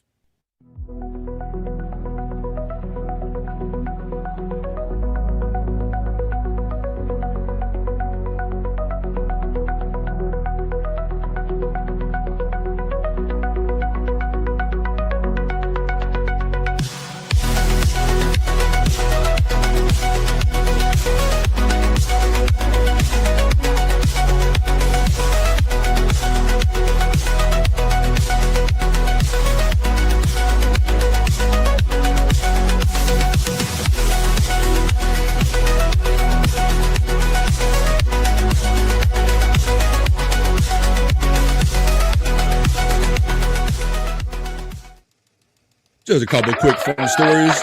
In the other news, we like to have fun and keep it light here on the Vibe, so we do the not so serious news for Wednesday, July 1st. It is Wednesday. That's right. It is Wednesday. Let me see. Let's do our little public service announcement to remind everybody about Never Wednesday. forget, the weekend will always last longer if you start drinking on Wednesday. Well, we don't judge here on the Vibe. We just say, just bring enough for everybody. Let's get into the first story in the not so serious news. Just a couple of light fun stories. As we make our way up to 1:30 East, that'll be the halfway point of the Vibe. And when we come back for the second half, I promised that I would do the Wack Package with Evil Dave Letterman from the Howard Stern days. If you never heard the guy do like David Letterman's voice and call these places and say all kind of shit on behalf of David Letterman in his voice, it's really funny. But in our first story, this was an odd thing. A rare dinosaur fossil from Antarctica is found tucked away in a drawer somewhere. Because why not? You know, that's not so serious news. Let's see how that happened. Scientists have stumbled on a rare dinosaur fossil from Antarctica, tucked away for decades in a drawer. The bone comes from the tail of a long-necked, plant-eating, a one-eyed, one-horned, flying purple a long-necked, plant-eating dinosaur called Titanosaurus. Titanosaur? Wait a minute. What does it? It says Titanosaur. Looks like tit. Titanosaur. Scientists haven't yet identified the species it belongs to. Wow. It was discovered in 1985 during an expedition to Antarctica, James Ross Island, and collected by geologist Mike Thompson. Working with the British Antarctic Survey, Thompson was mapping the area's rock layers and collected marine reptile fossils to help with future dating efforts. He recorded the find as a large reptile. Decades later, paleontologist Mark Evans spotted the bone in the British Antarctic Survey's collection and wondered whether it might be a dinosaur. He and other researchers analyzed the shape of the bone and compared it to other more complete dinosaur remains, confirming their discovery. The findings were published on Monday in the journal Acta Paleontologica. Yeah, that book right there. Did I show it to you already? It's just a little, let's run this little thing right here. It's just a little thing. Titanosaurs were titanic, hence the name. And the biggest ones were sort of 35 or so meters in length, and they were the largest ever living land animals. And we know it belongs to this group because it has a number of very characteristic features. In particular, it has a very deeply concave front end and a ball-like back end. So it had a series of ball and socket joints lining up along its tail. And this is something that we only see in this group of dinosaurs at this time. Antarctica would certainly have been a route that would have connected the dinosaurs that we see in Australia, southern South America, New Zealand today. So at some point in its history, it would have been a very busy place for dinosaurs. Bam. There you go. It's a little fun little story. Because when you think, were the dinosaurs really around? There's so many bones and relics of them. I'm pretty sure the dinosaurs were a thing. But yeah, they're still finding fossils in a drawer. You guys know, I know Scott and Bobby Nick remember that one of my favorite stories to bring you guys is shit spilled on a highway, right? Mm-hmm. Right. We've had adult toys, food, all kind of stuff. I got another one for you boys. This time we're going to have a party. We're going to have a little party. Kager. A Connecticut truck crash covers road in Michelob Ultra. That's our next story in the not so serious news. I think a Stuttering John sighting around here. Oh, there's the pictures of it right there. Let me share it with you instead. Yeah, like I said, I'm amazed at all the matter of stuff that's spilled on the roads. This time it's Mick Ultra. Well, we've had like, didn't we have like cooking oil? I mean, we've all kind of. I've done reports on all kind of stuff, but look, there's lots of shit. Yeah. I think there's Stuttering John went up there to put like a roadside kind of grave because all the death of all these Michelob Ultras that died. It was a tragedy. Look at this tragedy here. Oh my God. Oh. Yeah. Negative score. Let's read about it real quick. Connecticut State Police thank drivers for their patience. Yeah, they were patient, Scott, patiently putting the beer in their car, probably, while crews worked to clear the scene of a spill involving a semi-truck and a large amount of beer. CSP's Troop B in North Canaan said on social media that troopers responded at 5:39 in the morning on Monday when a commercial tractor trailer veered off the roadway and overturned on Route 44 near Twin Lakes Road in Salisbury, causing it to spill its load, I don't know what that means, of beer into the roadway. The road was closed for several hours while crews worked to clear the roadway, truck wreckage, as well as the cans and kegs of Michelob Ultra. Thank you to all the motorists for your patience and seeking alternative routes during this closure. The cause of the crash has not yet been determined, so there you go. It's a Mick Ultra on the highway. All right. Where's our girl Mandy today, Bobby, Nick? Have you seen her in the chat yet? I don't know. Not yet. She was on Pecans. Yeah, she was on my show earlier. So. Yeah, she make a little later appearances. Maybe she's working. And I think the reason I bring that up is because she told us, I think she told us when I talked to her yesterday on the pig pen, when we hung out yesterday, that she would probably be working over this 4th of July weekend, right? Yep, that's right. Well, like, got a Domino's story. I was wondering what she'd think about this. This Domino's manager was dubbed the fastest pizza maker in the world. So whenever I want a pizza expert or a fishing expert, I look for my girl Mandy Diff. She'll be around in a minute. Check out this guy. The manager of a Domino's Pizza in Virginia earned the title of the world's fastest pizza maker when he assembled 3 large pies in 31.22 seconds. Manassas resident Richard Delsid claimed the top spot at the Domino's World's Fastest Pizza Making Competition in Las Vegas, earning $5,000 in prize money and a trophy and a championship belt. They can make a competition out of anything. I'm going to show you a pizza making competition. The finalists at the May 13th competition were required to make 3 large pizzas, 1 a pepperoni, 1 a mushroom, and 1 cheese. Delsid's pizzas passed an inspection examining how well the hand stretched the dough, spread the sauce, and distributed the toppings, earning him the title with the time of 31.22 seconds. Tonight, a world champion is crowned from Northern Virginia. It is a title he earned from an unusual competition that he is now using to make a positive impact on others. Our Sean Martinelli takes us to Manassas to get to the heart of it. This is Terry's favorite city because look how it's spelled. It's Manasses. It's Manasses, Virginia. Football had Brady, basketball had Jordan. Domino's? They have their own legend in Richard Delson. He's a dog. I won't lie. He's a dog. High praise from customers for a man who sets an even higher bar. And he make the fastest pizza, and he right here in my city. Ready, set, again. Come on, Richard. Yeah, let's go. Just watch. In the amount of time it takes to tie your shoes, Record time right here, Richard. Record time right here, Richard. Richard can make 3 hand-tossed large pizzas. Okay. Most of us I don't can't look. They might work that hard for a competition, but I'm not sure. Are they working that hard when you call up? pick apart a pack of pepperoni. I was watching his as footwork. fast Okay, all right. as he It turns seems out like his pies. technique How is does not to one lift his become foot the off. fastest pizza All right. maker in the That's it. And he right here in my city. Ready, set, begin. Come on, Richard. Let's go. Just watch. In the amount of time it takes to tie your shoes, Record time right here, Richard. Record time right here, Richard. Richard can make 3 hand-tossed large pizzas. I mean, it's impressive, but how much shit ends up on the floor? Most of us can't pick apart a pack of pepperoni as fast as he churns out pies. How does one become the fastest pizza maker in the world? A lot of practicing. And don't worry, these particular Wasteful. ones are not for consuming. It's all part Wasteful. of Richard's training. It's tough. It's pretty intense. That's store owner Robert Donner, referring to Domino's version of the World Cup.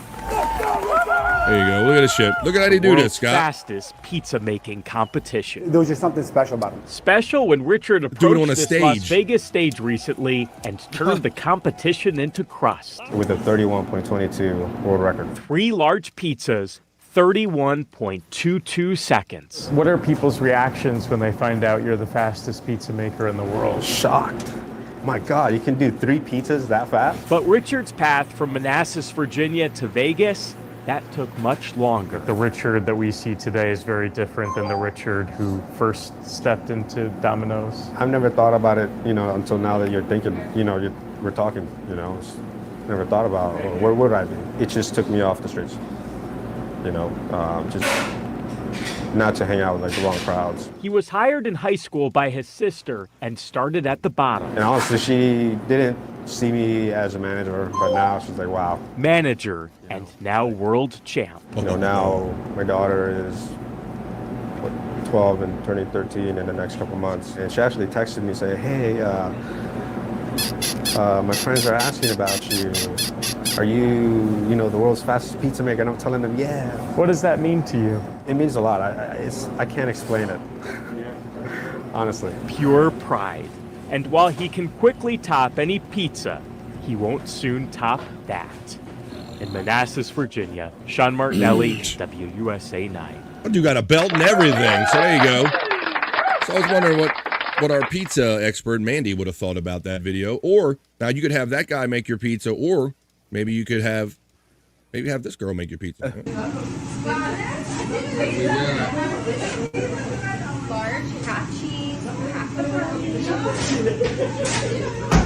I've seen these videos before, Scott. You can imagine why I see these videos, right? They show this girl making pizza all the time, like live on YouTube. Just see that ass and flour on that ass, Scott. She knows what she's doing. Yeah. Hell yeah. She's on all the time. Get the fuck out of here. Let me see what's going on here. 2 joint. Why is it hotter, faster ends? You guys are cool. I can't believe this generosity. Her ass is the pot. You got that right. Bro, I know. That's what I'm saying. Was it Widow Killer, I think, shared that with me in the Discord, sharing so much shit so fast. Yeah, I've seen that. That's come up in my feed before. Ain't the only thing that's come up in my feed, if you know what I'm saying. Hey, what I'm talking about. All right. And that, oh my God, I see Widow Killer. You were sharing that story that I was going to do kind of again about the physical games and stuff, or PlayStation taking away your virtual games again and shit. But first, before we get to any of that, I want to thank Filet-O-Fish 910 for gifting a membership here on a Whack-A-Goal Wednesday. Thank you for helping me whack my goal, that is today, on a Whack-A-Goal Wednesday.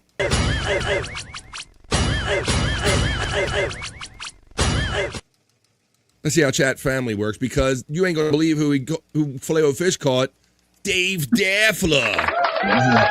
Dave Daffler, 8218. If that is you, Dave Daffler. I haven't heard from him in a minute. He came up yesterday on the Fat Pig show.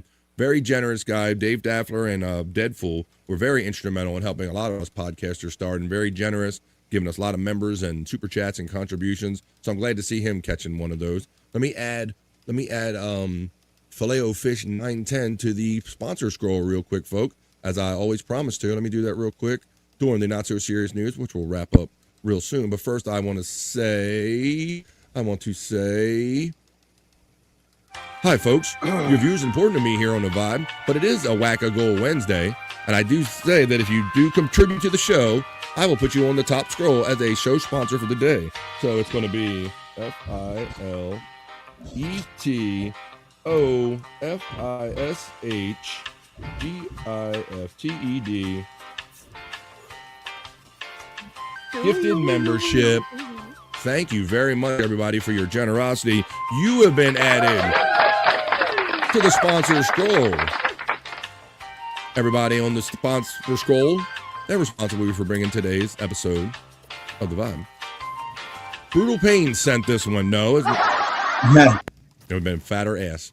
Yeah, it would have been. All Alone over here again says Jim Fanning checking in from Vibe channel over there on Rumble. Thank you, Jim, for keeping the lights on over there on BF Live the Vibe on Rumble. Angry Iguana says the fastest pizza maker should hand the pizzas off to the fastest eater. Joey Chestnut. It could a new team sport. Yeah. That would be interesting if he could kind of combo and how fast can you make them and consume them all the way and shit them out, maybe, Scott. I'll go a lever. We could do it all, and that's how Shuley ended up weighing hoop. Legit idea. Iguana says 2 joints. Angry 2 joints likes your idea.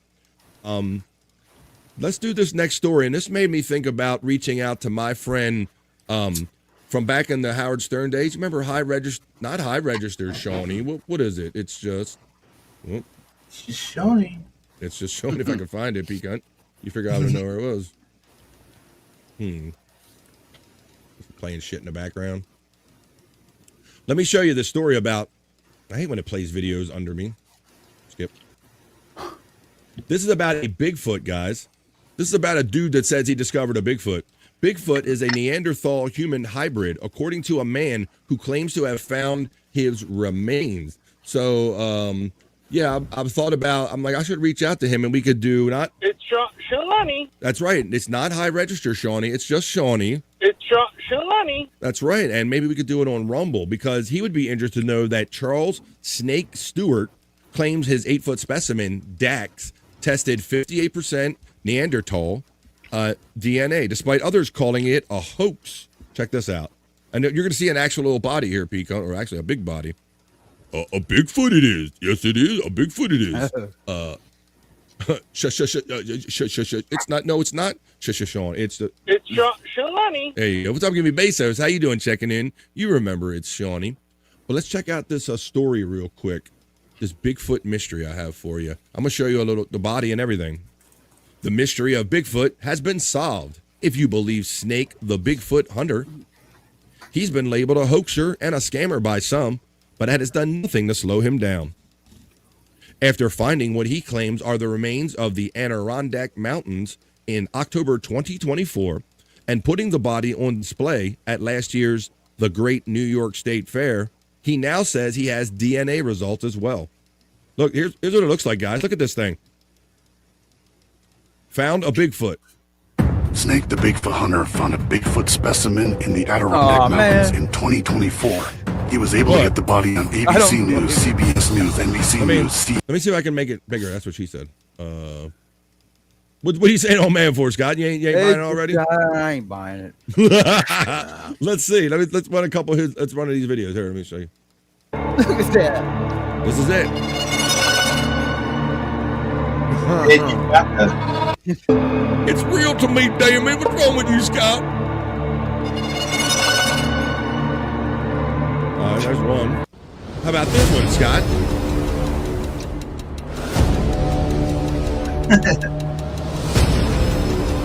God. Mr. Doubting Thomas.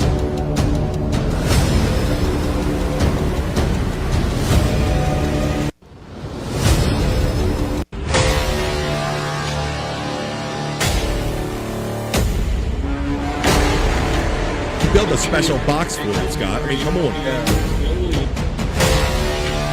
Oh man. Scott's like, oh man. I'll get some more details for you. I call BS.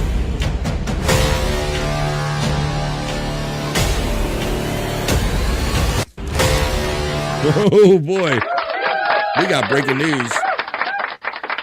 Coming out of the Big Apple, a couple was arrested after climbing the Empire State Building and getting engaged. That sounds more like King Kong to me than anything. I don't know, but let me see. Sounds like the plot to King Kong. But so I guess you guys, I hear a lot of doubt in your guys' voices. Well, the big thing about not believing in Bigfoot is where's the bones, and that was just too. Not, you know, it was too intact and weird. The Bigfoot hunter found the first scientifically verified Bigfoot specimen. Snake, the Bigfoot hunter himself, to talk Come about. on, this guy don't look credible, Scott. He don't look like he looks like a wrestler, the Tiger King or something. Discovery and the evidence that you say supported. All right, now is your chance. What have you found, and why is it real? After doing a DNA test at Cornell Veterinary Bio-DNA Lab, we found that this is 58.5% Neanderthal / Denisovan, which is European Neanderthal mixing with Asian. I thought he said Dennis Sobin like it was a guy or something. Neanderthal, and then this 41.5% remaining, that is human. So what we have is a Neanderthal human hybrid. What exactly did you find that you sent off for samples to test? So when I found my specimen, I was about 2 weeks deep, caveman camping, I call it, basically not using fire. You don't think the fucking government would have came forward and taken this if they thought it was some real shit by now? Just kind of being one with nature. And that's when I smelled this decaying body, okay? And I wound up following my nose, and that's when I found this 8-foot-long, 300-pound Bigfoot specimen. This thing has completely changed my life. Just the whole process of getting this out of the woods, getting it taxidermy, getting the DNA brought to labs. Now, I got kicked out of a few labs, and trying to get proper blood work and stuff done at specialty labs is extremely expensive. So it was a miracle I was able to get this done at the Cornell lab. And the results have, draw so many different conclusions about our history and evolution. And it's drawn, obviously, skepticism from a lot of religious organizations who believe we're all made in the eye of God. I'm assuming that you're anticipating running into people who believe and a whole lot of skeptics. I'm going to get backlash. And, a lot of people, they disbelieve until they get face to face with an actual Bigfoot. And I tell you what, you get face to face with one of these things, they are highly aggressive. And in that situation, your odds of getting out of there alive are very slim. So there you go. So I don't. Like, Scott, how many times have we seen this over the course of our life where somebody has proven it? I know I've proven it beyond a reasonable doubt, right? Uncle Jack believes in Bigfoot. And you don't need to say more. Need not say more? He's a pretty good Bigfoot believer. Okay, well, you kind of summed it up right there, I guess. I want to acknowledge this next. It's a big one. It's a colorful one. It's going to be interesting, I guess. Cholino checks in with a generous $20. Thank you, Canadian. I'll take it. Did you notice when I said Capitan touches his nephew? He didn't say I would never do that, even if I had a nephew. He said I don't even have a nephew. You dumb motherfucker chose to deny the wrong accusation. Jeez, what you two going at it and then making me read shit? Come on, Cholino, thank you for the 20. Jesus. You two just get along. What's wrong with you two? Let's see, but there you go. All right. Won't get along till he shuts his fucking mouth. Oh my God. Cholino, yay. Denisinovan is Chinese Russia ancient our size relative, says our friend Jerry Lahane. I'll take that with a grain of salt there, buddy. That's the more you know from my friend Jerry Lahane checking in. He did say something like or was it Dennis in a van? Maybe that's a thing. Right, Jerry? Right, Jerry? Hi, pal. We have maybe 1% Denisinovan in our genes. Bigfoot is worldwide, Mr. Worldwide. Oh, so I thought Pitbull was Mr. Worldwide. You're telling me, Jerry Lahane telling me that Bigfoot is Mr. Worldwide. How about, boy, man, Denisinovan? That sounds like a little something. Bob, Denisinovan? Bob, Denisinovan. I'm a drama dad. No, Denisinovan. I'm a drama dad. I'm a drama dad. Denisinovan. No. And Muhammad repeated that. Den O-S-E-N-O-V-A-N.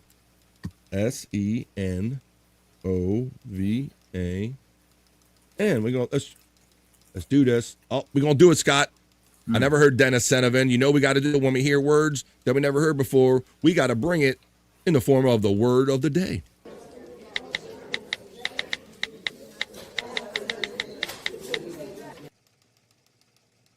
Dennis Senovan is. We already did this, Bob. Dennis did this. Dennis Senovan. I'm a drama dad. A Denisenovan or a Denisenova are extinct species or subspecies of archaic humans that range across Asia during the, click it to read more, range across Asia during the middle to late Pleistocene era, approximately 200,000 to 32,000 years ago. Denisenovan, there you go, Scott. We learned a new word today. No. Learned a new word today on the word we learned, Denisenovan. I'm a drama dad. Forget it, Bob.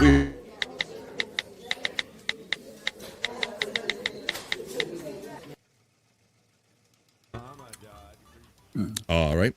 Mandy Diff finally checked in live and late. What's up, Mandy? The only reason I said you were late today is because I did the story about the world's fastest Domino's pizza maker, Mandy. He made 3 pizzas in approximately 31 seconds. Mandy Diff steps into the Wednesday vibe.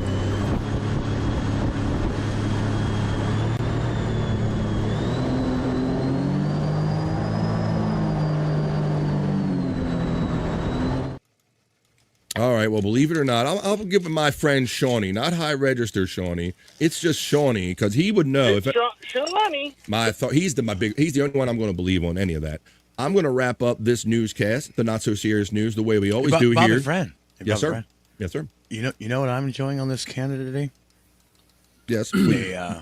A maple barbecue pork sandwich and poutine. Fuck yeah! Damn, he's bringing it ultra Canadian today. Now it's maple barbecue pork sandwich. Yeah, maple barbecue pork sandwich and a motherfucking poutine. I'm telling you, I'm definitely getting to the point where I got to find that American spot that has some poutine. I need to. Yeah. I'm getting to the. I'm around too many Canadians that bring it up. No. Let me see. All right. Well, I will do this for Mandy Diff. I need to try some poutine. Mandy Diff says, "Can you show the pizza competition thing again?" Well, you know, Mandy, normally I wouldn't do that, but you're such a long chat family friend, and you're a member. I'll do anything for a member. Just ask Terry about DC. I'll run the pizza video again for you right here, Mandy. Here we go. This is from my friend Mandy Diff, who helps me out every day. This is a Wack-A-Go Wednesday. Here's another story. I'm going to run it real quick for Mandy Diff. Here you go, Mandy.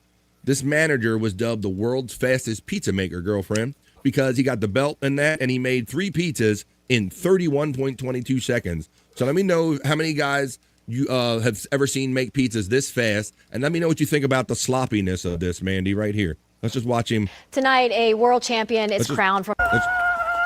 Here we go. Perfect time.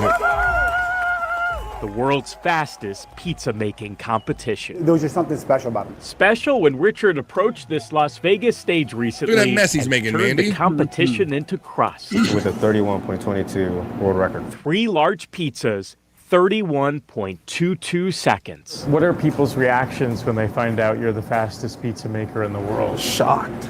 My God, you can do 3 pizzas that fast? But Richard's path from Manassas, Virginia to Vegas, that took much longer. The Richard that we see today is very different than the Richard who first stepped into. So what do you think about that, Mandy? You don't be slinging that cheese in the store like that, right? I imagine the managers would frown upon all those fixings, Scott, being slung all over the floor. You know, I see they got that initial catch tray, which I don't want to know how much time I've gotten the cheese from the catch tray that they end up off of somebody's thrown off of somebody else's pizza. Yeah, my boss was there this year, Mandy says, of this competition, and that is why I wanted Mandy's opinion on this story, because she is our pizza expert and fishing expert. But the Luzon dwarfs are extinct long ago, as we can best tell, motherfucker, you understand? Your manager got 9th place, says Mandy Diff checking in. That's not bad, considering worldwide. or countrywide. Morning, MFers. Dream Man. Come together. All right, Mandy Diff, so there you go. I ran it back because Mandy is a member, and I will do just about anything for a member. In fact, I'll love you long time and give you a mouth hug if you join for $1.99.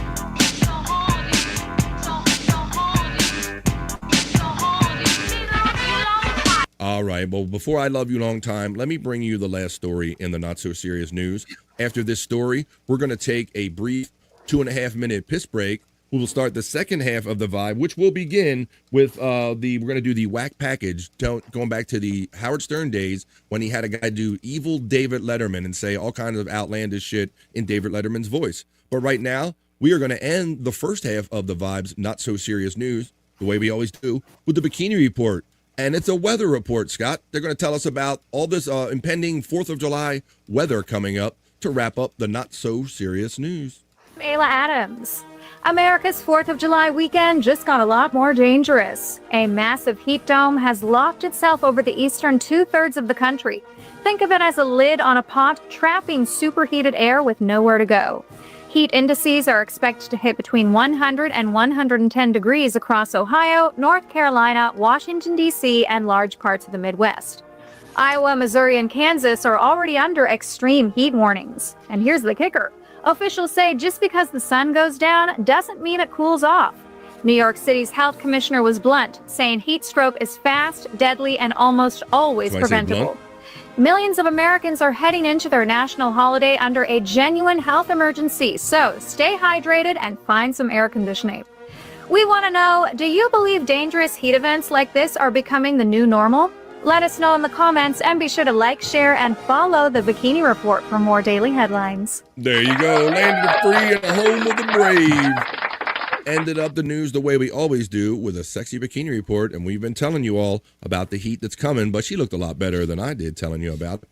Wrapping up the Not So Serious News, 92 degrees and sunny right here on the East Coast of the United States, and that was the other news. I hope you enjoyed the Not So Serious News.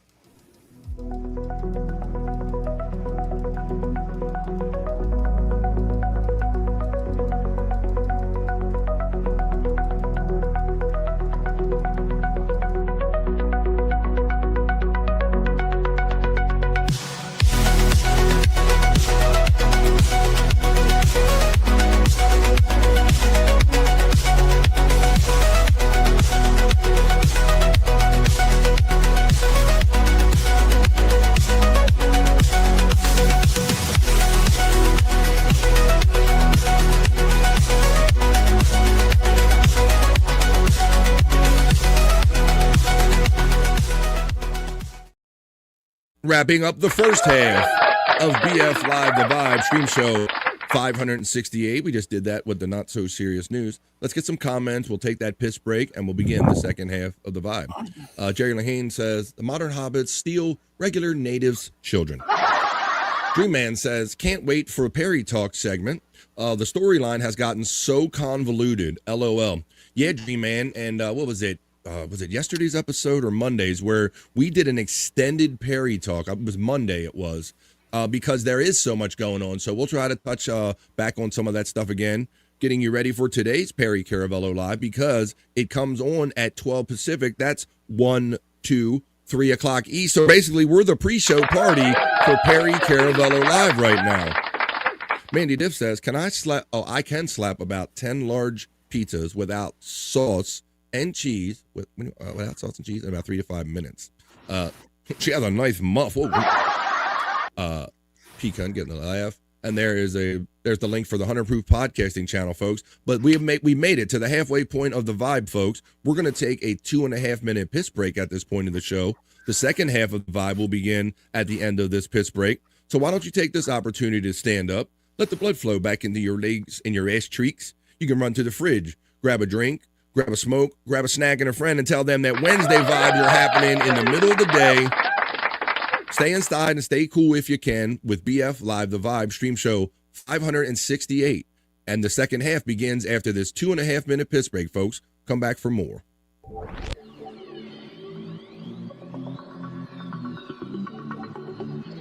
I think I need a piss break.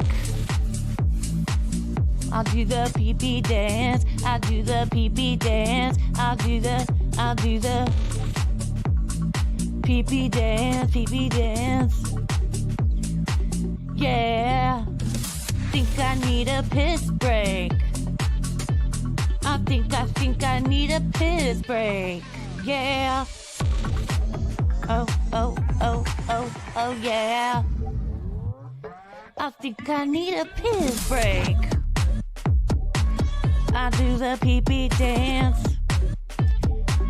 I do the pee-pee dance. Yeah. I think I need a piss break. Oh yeah. I'll do the pee-pee dance. Oh, watch me now. I'll do the pee-pee dance.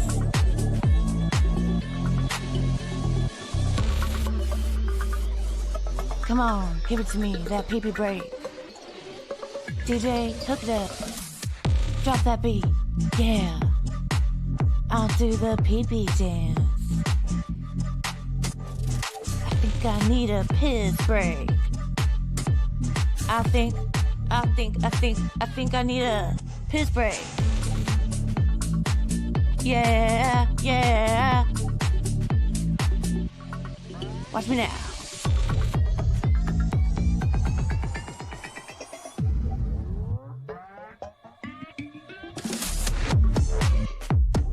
Pee-pee breakdown, pee-pee breakdown. Break it down, pee-pee, yeah.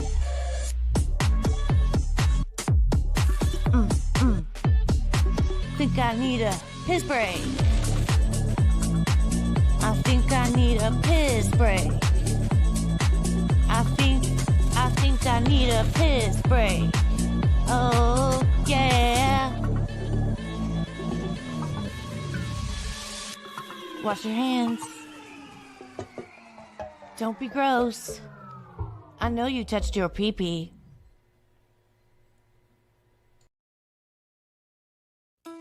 Let's go, folks. The second half of The Vibe, Stream Show 568 begins right now. Some of us are still peeing, taking a piss break. Maybe somebody's still playing. If you're playing with it, get back here for the piss break. Come on, let's go. This is The Vibe. Hey, folks, have you hit that like button yet? That thumbs up? Could you do all that free stuff that makes the algorithm shine? Like, share, and subscribe. BF Live, The Vibe. The second half of The Vibe Stream Show 568 begins right now.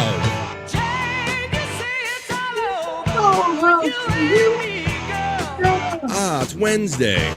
Now, we have to cut the music a little short here on the YouTube side of things, folks, but I can tell you where you can get some fine music after today's show. I mean, Nick does a music show, keeping MTV alive. If you enjoyed those days of music videos, Bobby's doing a show right after this one at 3:30 East for $1 a song. He'll play that whole song for you if you want to. And if you join us here on Fridays on The Vibe, on Fridays we go Rumble exclusive for what we're doing right now. The second half of The Vibes goes Rumble exclusive on Fridays, and I don't have to cut off those songs so soon over there. And it's kind of a way I can keep my channel active over there on Rumble. So join us for Friday for the Rumble Party Friday. But stick around right now because this is The Vibe, folks. So let's go. We're gonna do my Wack Package. We're gonna look back at the days of the Wack Pack, the Howard Stern Show, in just a minute. But right now, come on, let's go. Come back up there.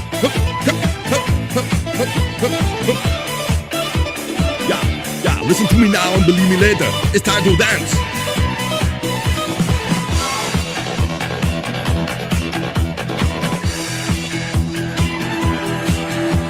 Make sure all the guys are back. Make sure Scott's back and Bobby Nick.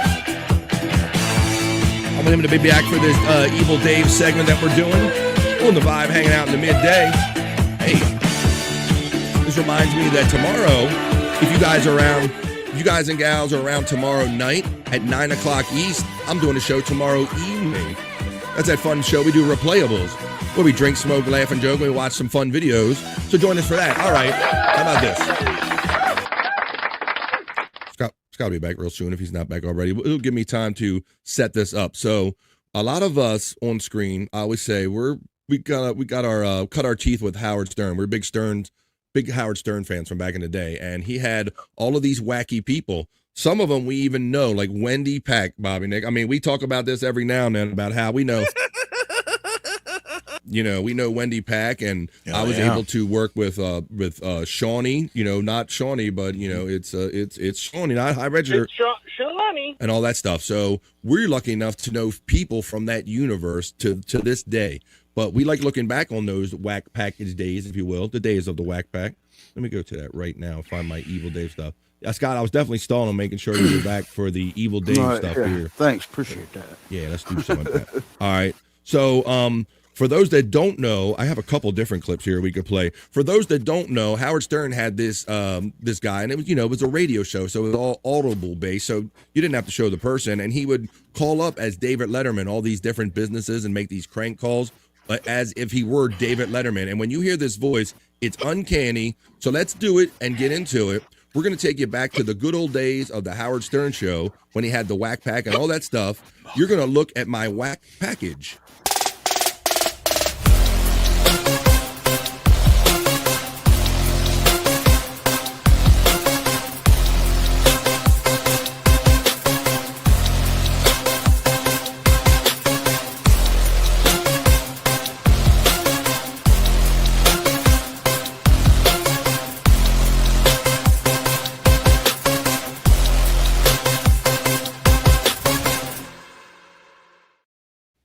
And I do see the generosity coming into the chat, but please allow me to finish up this segment, to do this segment, and then we'll address that, the generosity, more generosity coming in. But right now, you are going to look at my Wack Package. You would stare at it, you will admire it, you will like it. All right, so here we go. Let's play a little bit of this. So everybody knows David Letterman. Most of us have been around for a couple of decades now, and you should be familiar with his voice. So this is what the gentleman actually we ended up figuring out looked like, Scott. Remember, for many years, we had no idea what the dude looked like, right? Yeah, right. Being a radio show, if you didn't have like the E-show or anything like that, and even if you did, they rarely showed this guy on camera. So let's listen to a little bit of this audio, and imagine, if you will, if you're on the other end of an evil David Letterman crank call. Rarely misses his show.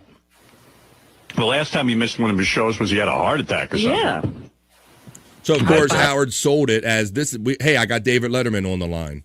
That surgery took him out for a while. Last night, for maybe the first time that I can remember, you were out sick, Dave, and are you feeling better? Yeah, I apologize to all my fans. We just thought it would be better to have Adam, do the show. Adam Sandler, yeah. And well, you are looking a little queer to me. Yeah, well, I'll never eat ass again, I'll tell you that. You would never what? I'll never eat ass again. All right.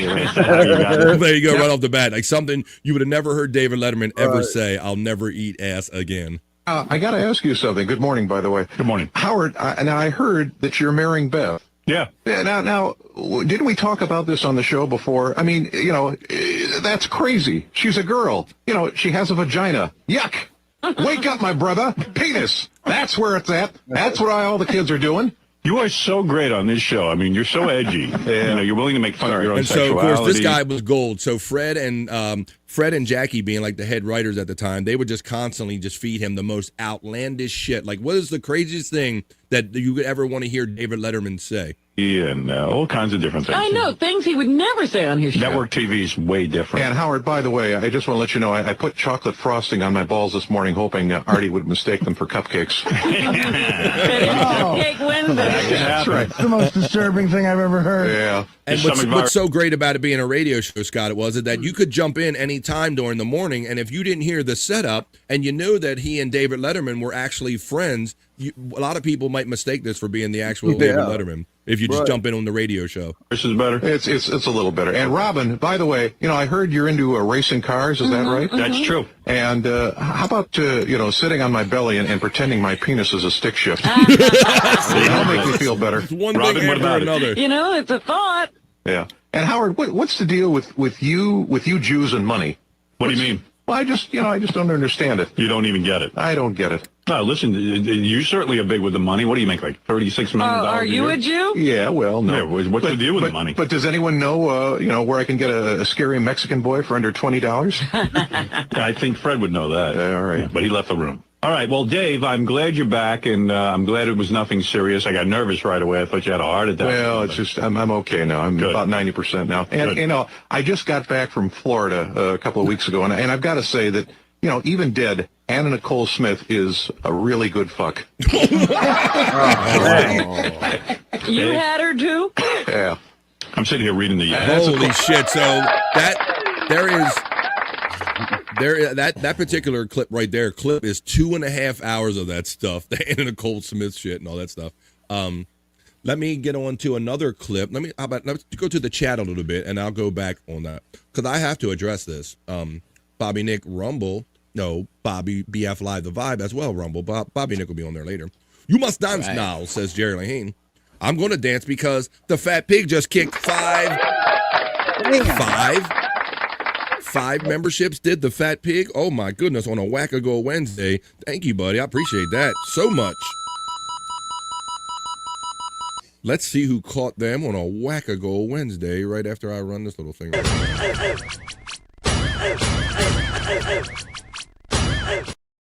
It's been a minute since we seen our bro Chunk Squad, but glad you're back in the chat family. Caught one of those memberships. Metro Michael Gaming, welcome to the chat family. The Panelverse. Hey, Panelverse, I'm glad you caught one. The one and only Richard motherfucking Kish. Richard Kish, our buddy from way back. Richard Kish, long-time pod fan, caught one of those. And fucking the Piss Man Mule caught one. The Piss Man Mule caught one, courtesy of the Fat Pig.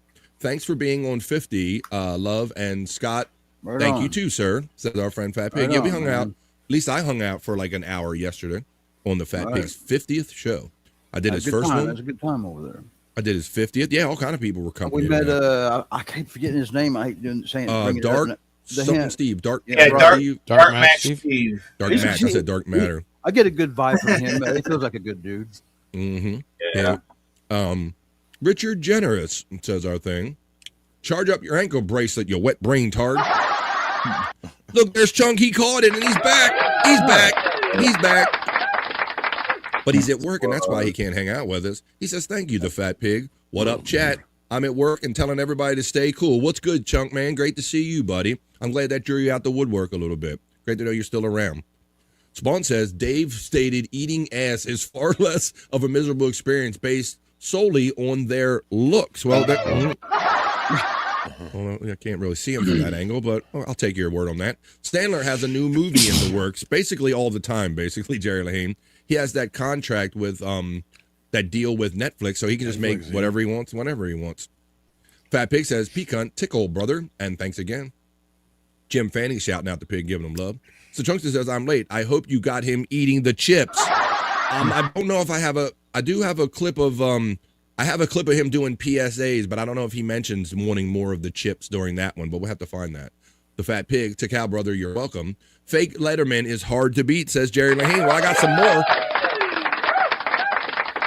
So then they would take him and they did this. This was the Evil David Letterman song game. And we can all play this right here, ladies and gentlemen. You can play along. Evil David Letterman is going to hum a tune.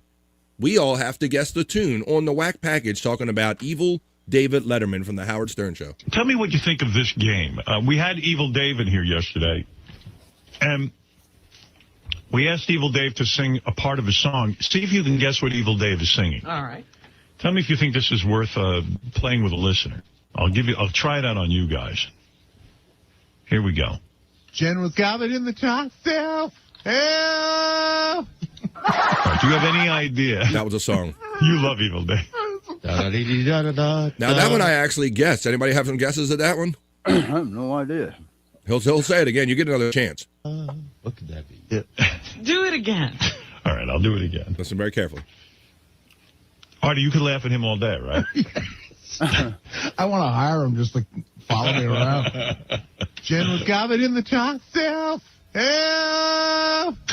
Do you think this is a good game to play? Yes. All right, I can't even understand what Got any he's saying. guesses in the chat? That's the idea. He doesn't know what he's saying. I'm going to That's put up $500 from the good folks at Battlestar Who Galactica. knows what that song is? By the way, Battlestar Galactica is back for the final season.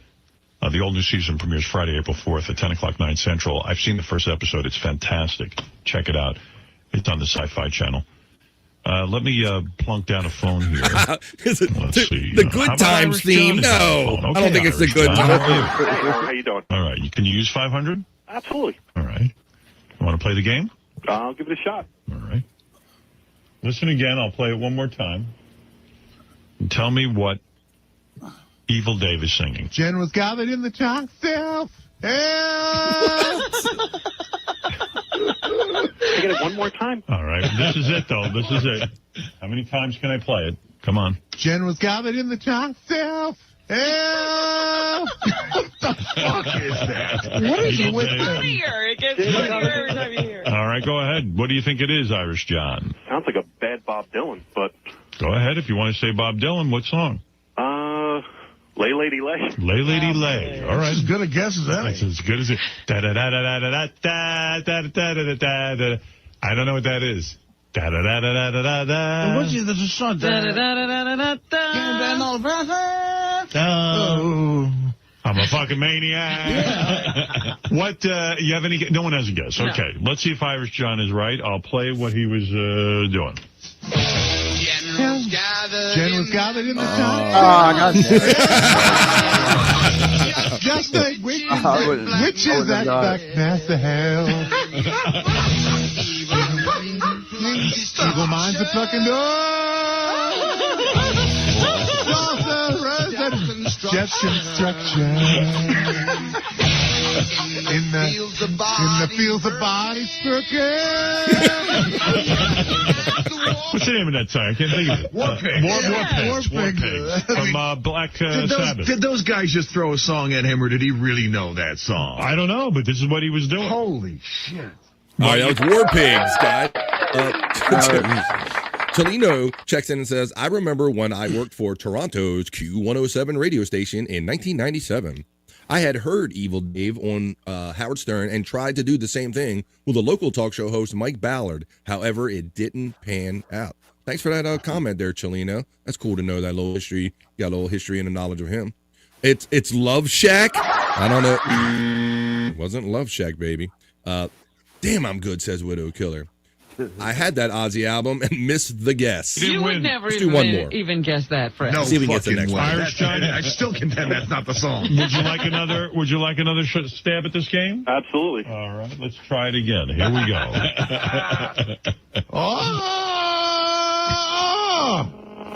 I know that. Yeah. Yeah, I think I know too. The hardest thing about Zeppelin songs is knowing the name. I don't know what that noise is. Yeah. Is that Irish John's phone? John, is that your phone? I know it. No. Immigrant song. Yeah, I thought it was Immigrant Song too. Okay. Yeah. Oh, play. I know that's Led Zeppelin. Right, that's what I think it is, Yeah, too. me too. All right, that's close enough. Let's see if this is the right answer. Yeah, this is great. Did you get that one? Sounds like somebody stepping on a bird or something. Distracted, I didn't hear you.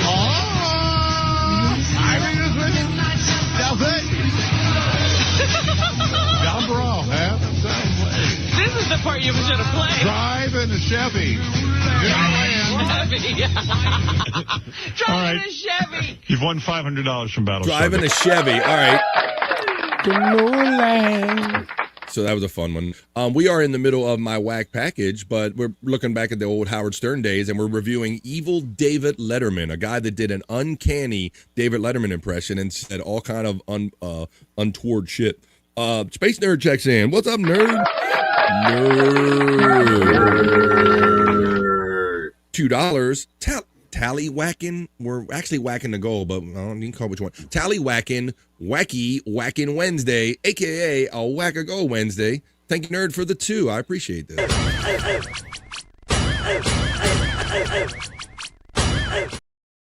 All right, let me add nerd to the scroll real quick right there that you see running. Hi, folks. The nerd steps in with a $2 contribution, so I'm going to turn that scroll off. I'm going to add the Space Nerd's contribution to it. I'm going to write SCENERD. We're going to go $2 SUPERCHAT. You are on the sponsor scroll. Thank you, nerd, and everybody for sponsoring today's episode of The Vibe. That's right. It was the Immigrant Song. Hoya, you Hoyas. Well, since we're going to greet the nerd, we have to go to the dark side of the nerd real quick. Folks, excuse us as we greet the space nerd. Hello, nerd.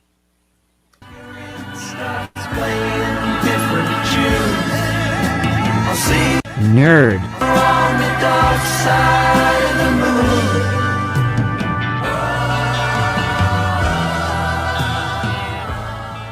Mike Bullard was the DJ that Chileno was referring to at Q107 in Canada. Thank you. Nerd yay, says Jerry Lahine. Jerry, hi. It was always funny when Evil Dave would screw up the lines. I'm going to give you something along those lines. South Pacific was the origin of that Zeppelin lick. Really? I'm going to wash that. Nope. Okay. Let's see. Panel, hey guys, says our friend Space Nerd. Everybody say hello to the nerd. She said hello. Nerd. We did that. Nerd. Did I ever send you the bit where Ronnie had to guess what quote a chick was saying with a dick in her mouth? No, but we can do that. We can absolutely do that. Do you have when Evil Dave made some recordings for sick people? That's what I got for you, buddy. That's what we're gonna wrap up with. I have Evil Dave making PSAs because the goof on this Evil Dave guy is that he was a nice enough guy, but he really didn't. He had no comic sense or delivery of delivering a line or anything. He was only as good as what they wrote for him, and the guys kind of knew that too.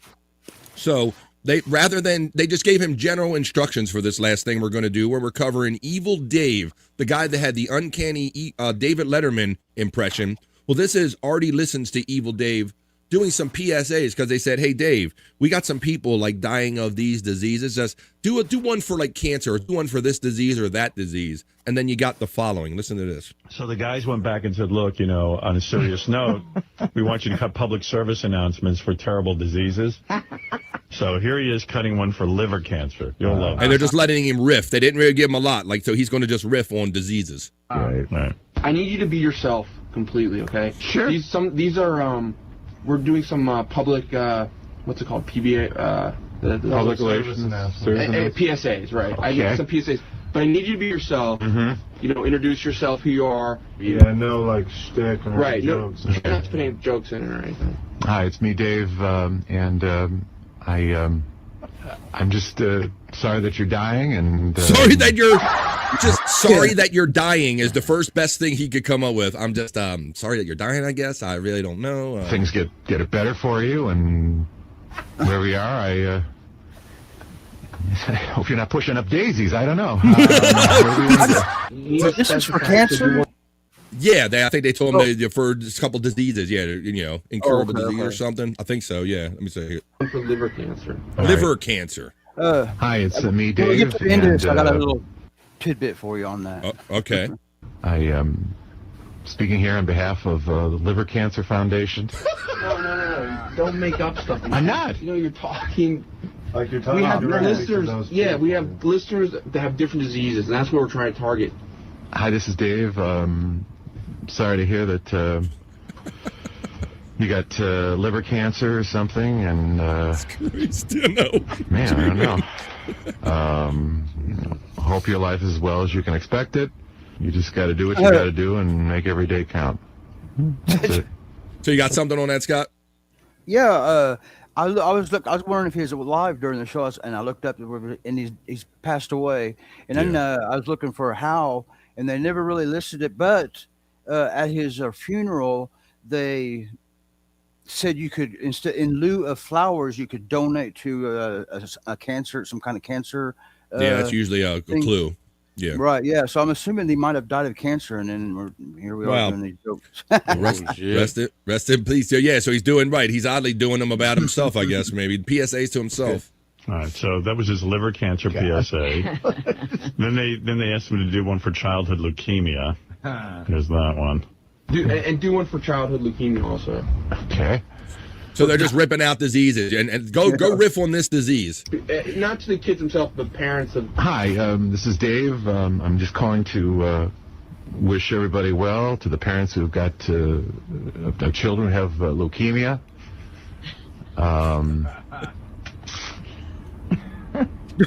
It's rough.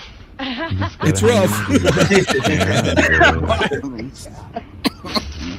Captain Obvious over here. It's rough. I feel sorry for you. I know it's not an easy thing to deal with, but just make sure your kid's happy and is enjoying the last years of his life and things like that. Just make him as comfortable as possible. He hit a bit of a rough patch with the kids with the cancer and all. Hit a bit of a rough patch. Sorry about that. And we have we got letters from some listeners that and we decided that it would be a good way to target to get new subscribers. Yes, it would. It's really hard. I'm sorry. Yeah, it is. It is. Now Benji's fake crying. No, let's just keep moving. I understand. Here, you want a Kleenex? No, it's all right. Well.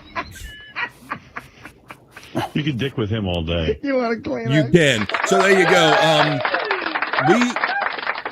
He's let's see. I got one thing called outtakes, but let's play some of this and we'll wrap up this segment. Going back to the old days of Howard Stern show, we're featuring evil David Letterman, a guy who you can tell has a fantastic, like dead on David Letterman impression. I only wish I had the one, Scott, we were talking about the other day where he would glom in for the chips and he'd go, hey, can I get another bag of those chips? I seen somebody talk about it in the chat. He loved all the chips and all the free stuff, and they said he would go out of there with his backpack filled with the free stuff that glomming off of the free stuff. So that was evil David Letterman. Let me play this. This is called Evil David Letterman Outtakes from the Howard Stern show days, and then we'll get on to some Perry talk and some other fun stuff here on the Vibe. I'm putting it all together while Judge Wendy finishes eating an enormous amount of food. Judge Wendy, our friend Wendy Pack, is he mentioning? We're going to speak to Dave Letterman, who has been, people are curious about him because he's beloved. And he has disappeared. And he really has gone off the grid, as they say. And I want to say hi to you, Dave. How are you spending your time these days? Oh, just light housework, dusting, mopping, and arranging my piss jugs from lightest to darkest. Arranging your piss jugs. He must have bought Riley piss jugs. Yeah. Yes. And, what?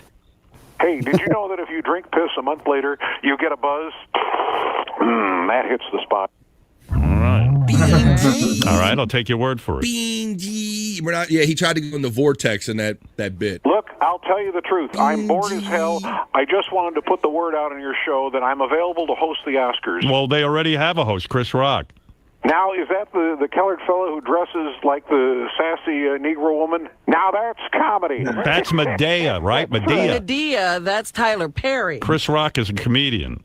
Oh, right. He's the one who slapped Rihanna around. No, that's Chris Brown. Chris Brown.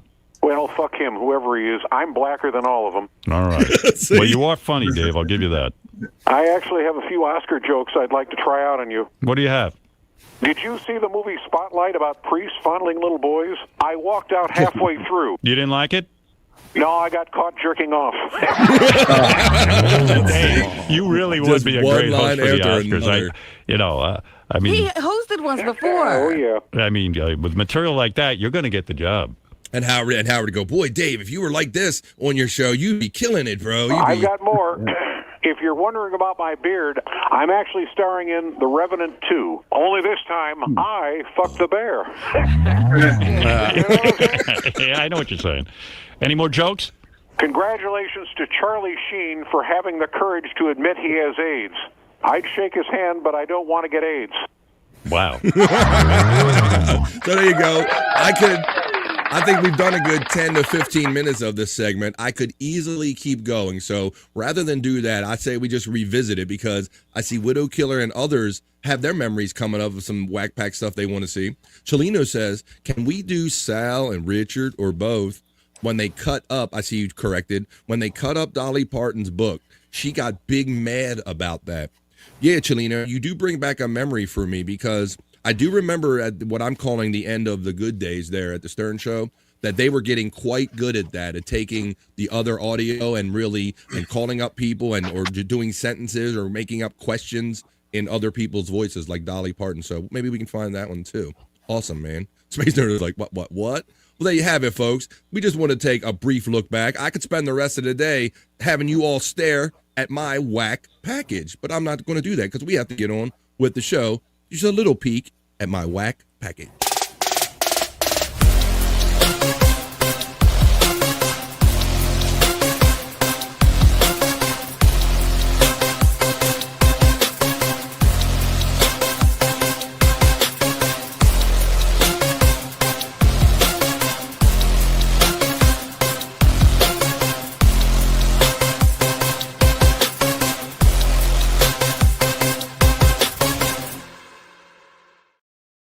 At 2:16 here on the East Coast of the United States.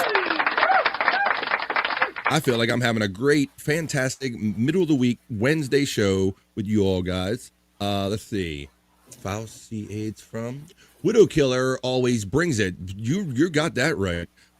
What's wrong with AIDS? Says 80s AIDS checking in the chat. Oh, we didn't mean to offend you, 80s AIDS. It's been a minute since we've seen you up in the chat, 80s AIDS. Cholino says the audiobook, you meant obviously, buddy. Yeah, I do kind of recall what you're saying at the end of the, like I said, I'm calling it at the end. They got really good at cutting up those books, yeah, to the point where they were pissing off the celebrities. Like, I don't want people thinking that I said that shit. Just posted a video of an Evil Dave prank call, and then they play him eating at the end of the video. Like I said, I really don't want to do, I could spend the whole show doing the Wack Package, but I'd rather, let's mix it up a little bit. Wait, things were going so good, and then you had to throw that in there. All right. Well, let's, one of the legends that came out of the Howard Stern days was flying with balloons. Remember that? Yeah. Eric. And now that seems to be almost trying to gain another life over there in the PCL community. Shout out Perry Caravello universe. They have a Eric the actor, or Eric the midget as we know him, voice over there on Super Tips. And they're always kind of taunting about the whole flying with the balloons that never quite happened. But this video right here, a gentleman, I believe in 1982 tried this, Scott.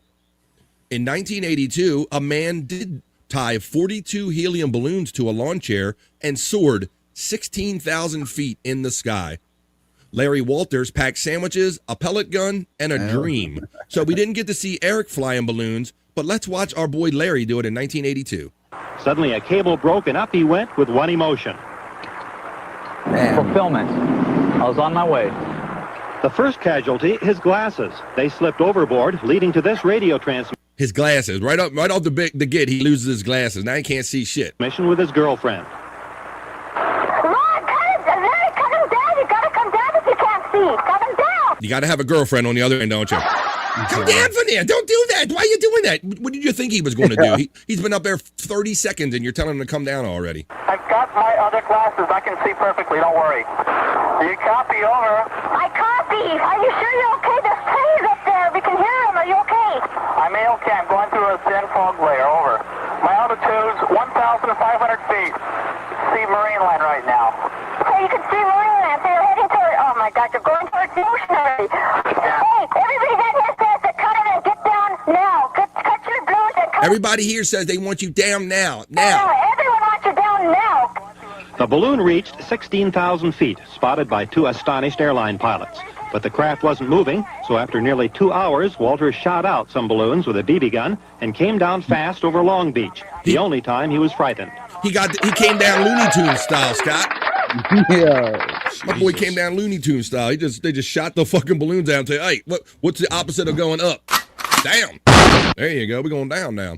I want to thank the Space Nerd for checking in. She already gave us a generous $2 super chat. Thank you very much. She gives us a second one to acknowledge Canada Day and says, Happy Canada Day. Love to my Canadian friendos, eh?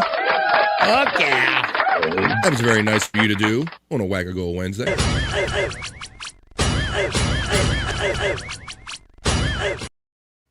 Hell yeah, we have a big Canadian contingent in the chat family. Just found it and posted it. Yay. R.I.P. Evil Dave. You guys are awesome, man. We could just do a show with everything you're throwing me in the chat now. But let's not do that. Let's say hello to the lovely Mai. Oh my. Oh my. Get a peek on. Oh my. The lovely Mai steps in on a Wednesday afternoon and says hello to me, to Scott. She has fun with her membership emoji of Tammy and Scott and Peacunt, Bobby, Nick, and all the fun emojis there, Mai. How you doing on a Wednesday, girlfriend?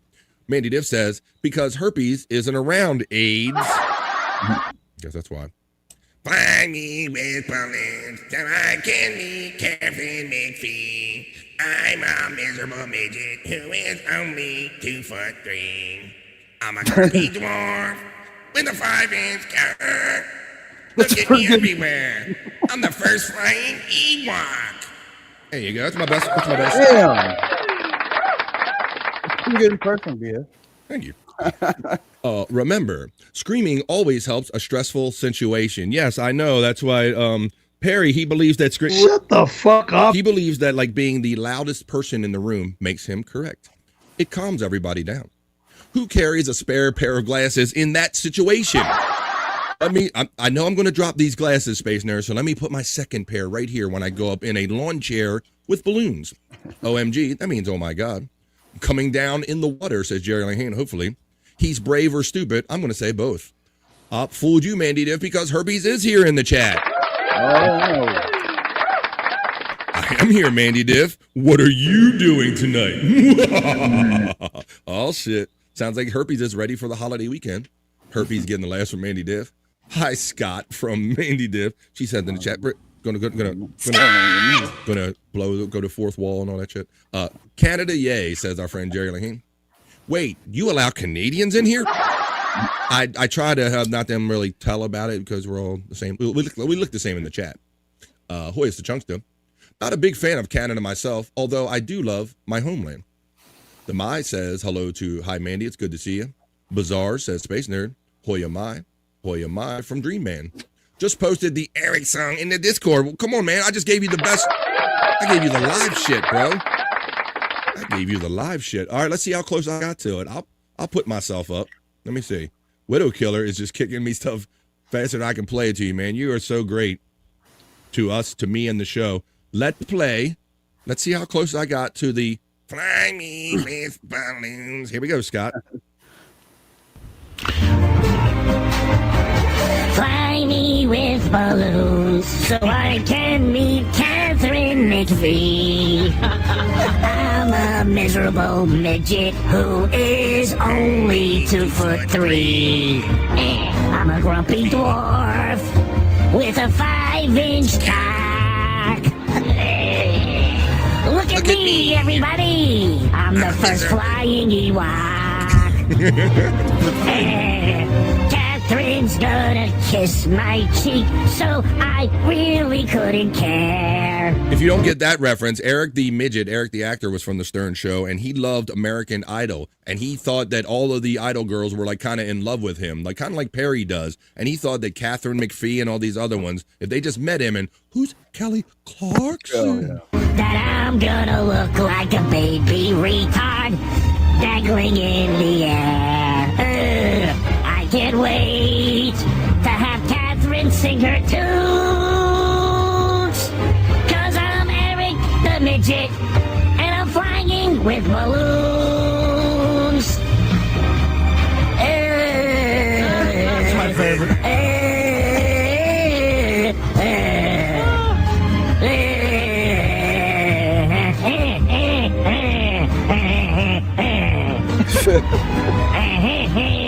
Wow. Rest in peace, Eric the midget. You get the idea. Chelino kicking me the content here. Yeah, so we flew with balloons. That guy actually did that shit back in the 80s, guys. Yeah. I can't. The people that do that. Right. I just don't understand. I couldn't have the guts to do that. You wonder, like how high did it take him getting off the ground before the self-doubt set in, or anything like that? All right, well, and it does. What does that remind you of? That reminds you of the Balloon Boy and the Richard Heaney thing, right? Where he just allegedly released his child in the atmosphere, and it figures of all people to know Richard Heaney, Perry Caravello, knows Balloon Boy's father. Shut the fuck up. Hey, my friend, you know him, you dumb son of a bitch. Matter of fact, speaking of Perry, we got to go and get ready for today's show that's coming up at 3 o'clock East. When this show ends, Perry Caravello Live, it's 12 Pacific. That means it's 3 o'clock East. So let's do a little Perry pre-show fun and have a little Perry talk. Talk. Perry talk. Perry talk. Talk. Perry talk. Talk. Perry talk. Perry talk. Perry talk is what we're doing. And it seems like a couple people maybe have missed out on the last few episodes of Perry. So we'd like to review some of the happenings. We go over here to Twitter X and we share some clips and stuff like that. And we kind of just get caught up on all of the craziness so we can call him on it tonight on Perry Caravello Live. Let's take you back when Perry was in training. Good. Stand up a little taller. Getting ready for the shore, Green Man.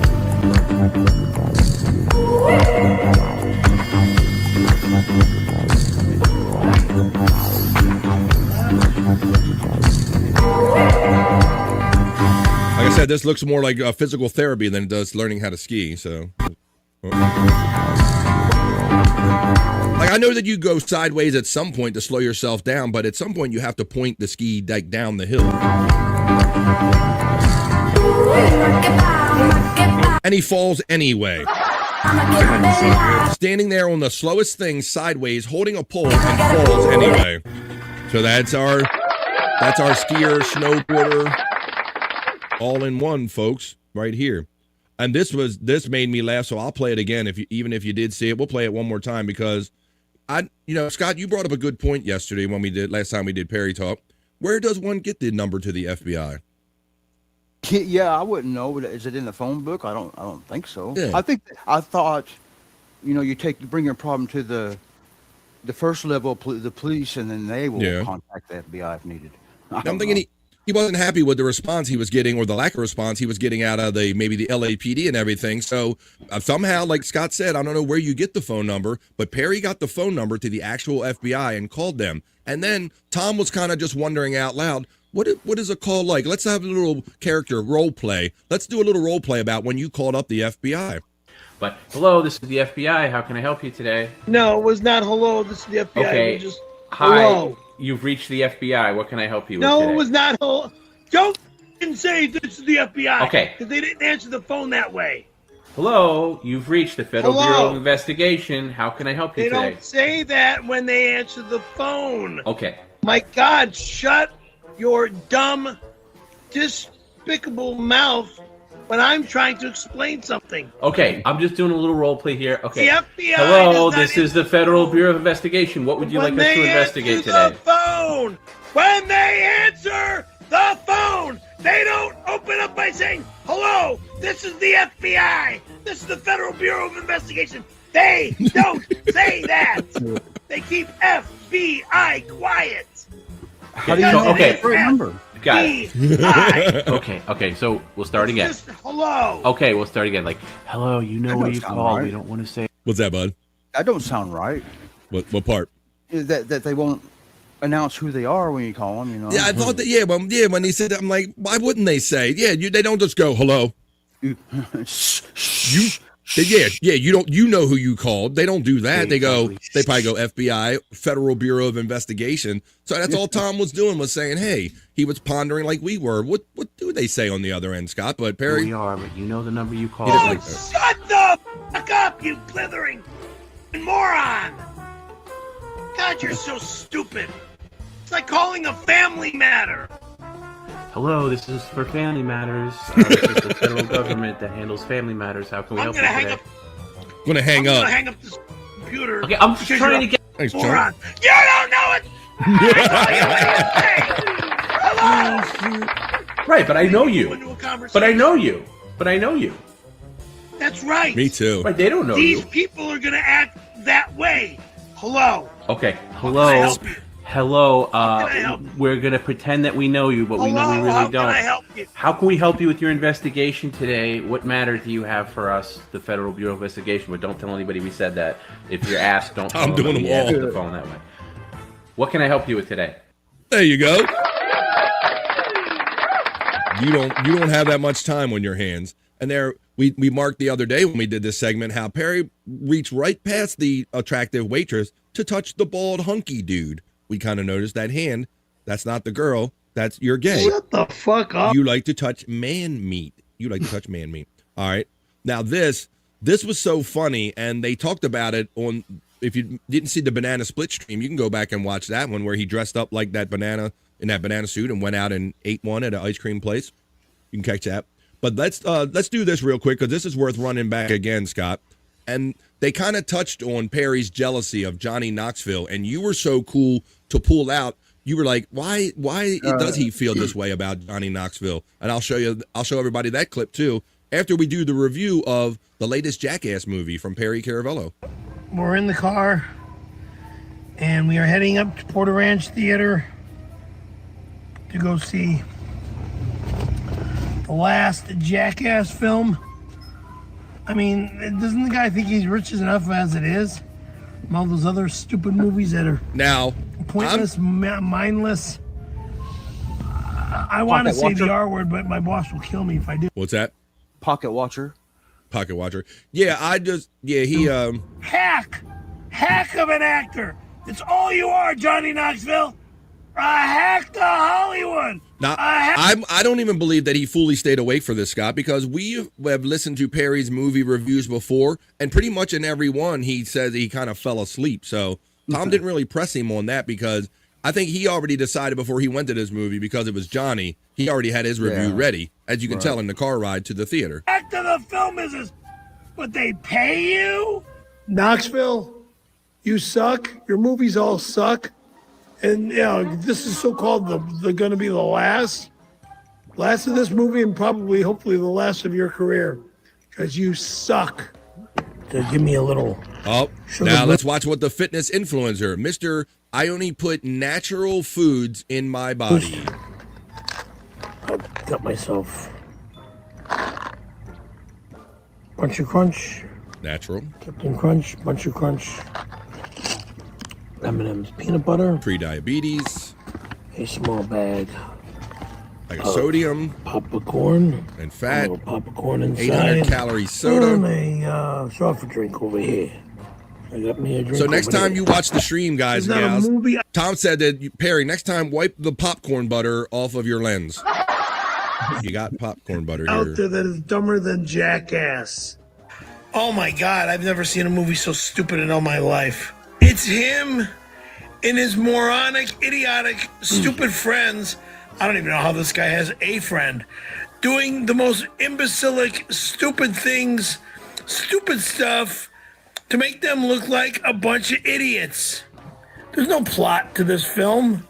They took a hot potato and they shoved it up this fat guy's ass and watched it explode. Sounds like high-end watch art to this me. fat guy run around yelling, about this thing exploding up his butt. It's disgusting. Just if the movie has Johnny Knoxville's name on it, move on to the next film and see that, because any movie with Johnny Knoxville's name Scott likes the nose hair view here. Pointed that out yesterday, right? on it is just plain stupid. Stupid. Look at it. He's got like dandruff, hair, everything on that shit, Scott. All right, there's the Perry Carabello review of Jackass Best and Last. What the put that on again? Because what a jag-off that person was, and it was not me. It's supposed to be you. Hey, I would never watch like that.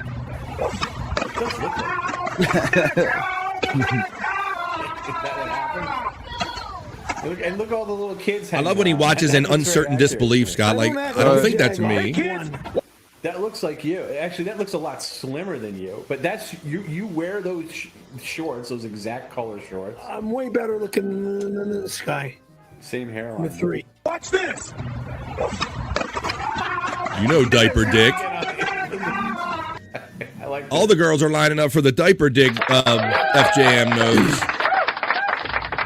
I say that all the time. How can you sit there in a diaper full of your own mess and talk shit to ladies, Scott? I don't know where he gets the confidence for that. Going, when they come over I'm like, and all I'm thinking is he's sitting there with his dick in a diaper, hence diaper dick.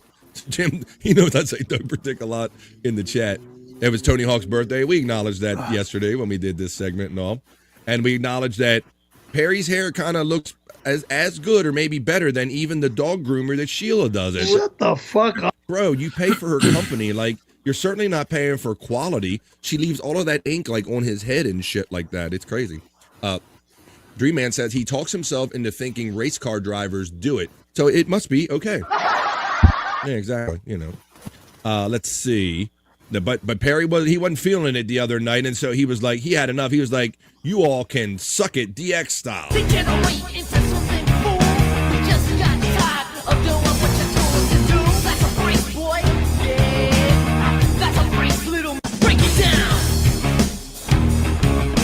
Suck it, Perry.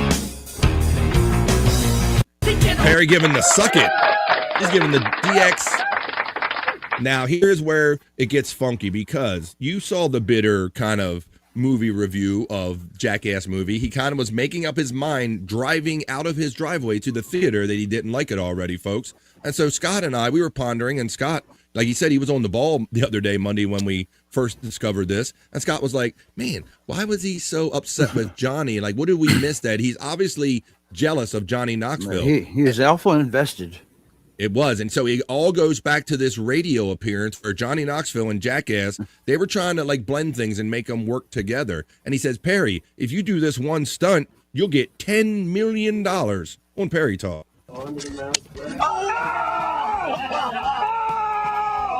Windy City Heat 2, the concept was, they had a lot of concepts, but the one that was going forward was you, Perry, were going to be mad at Johnny Knoxville for taking your role of Stone Fury. We saw the picture. That was him setting it up.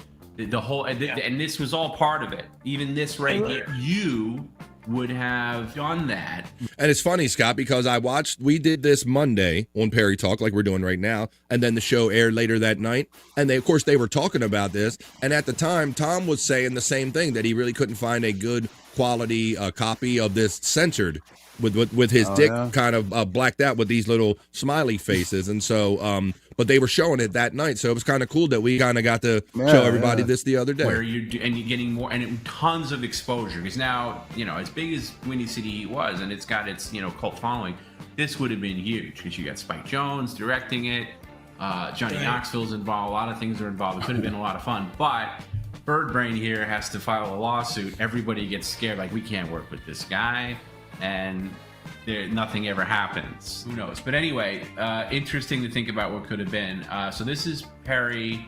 He's wearing his T-shirt with the DVD cover of the movie, and he's about to pull his pants down and put his penis in a mousetrap. It looks like an egg in a nest. Okay, you ready? It's tiny and Put bent. him on here. Okay. No, you gotta lift your penis up. Okay. Okay. Okay,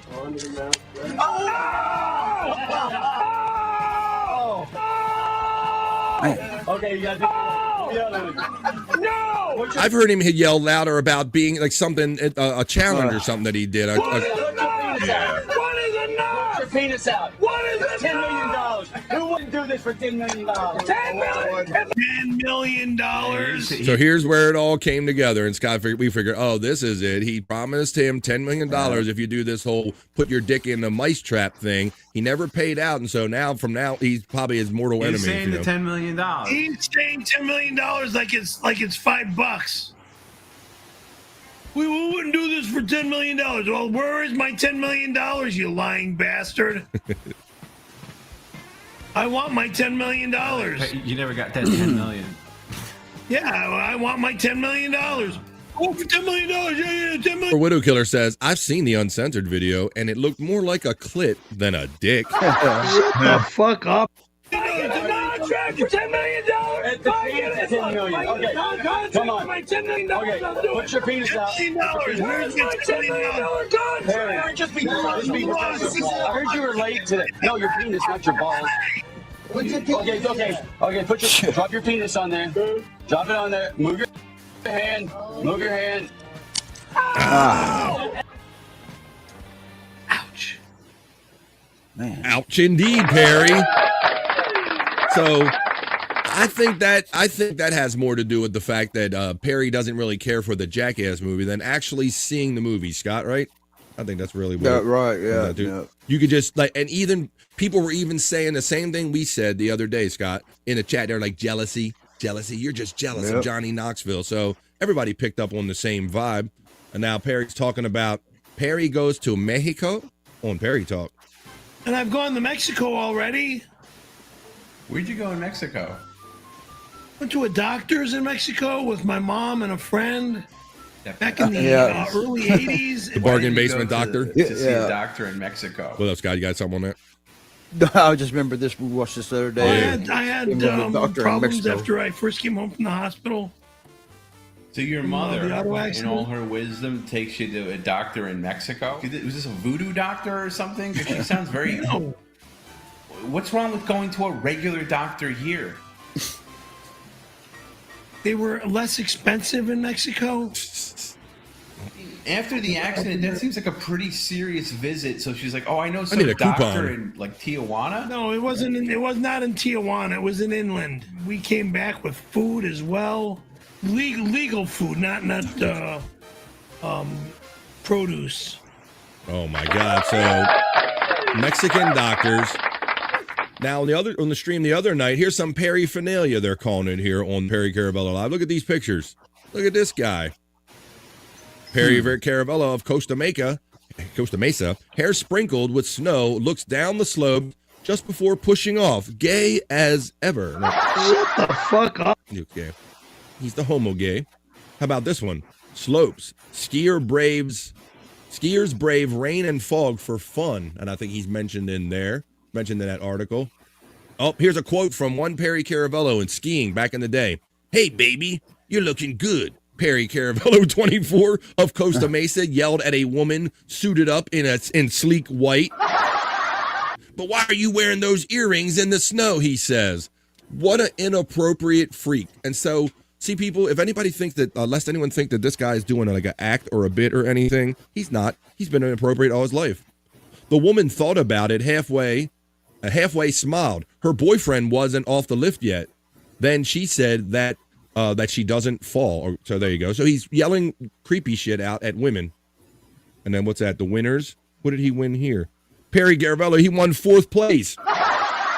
In the 13 to 15 division. He won basically last place out of the only 4 people that were there. He won last fucking place. What?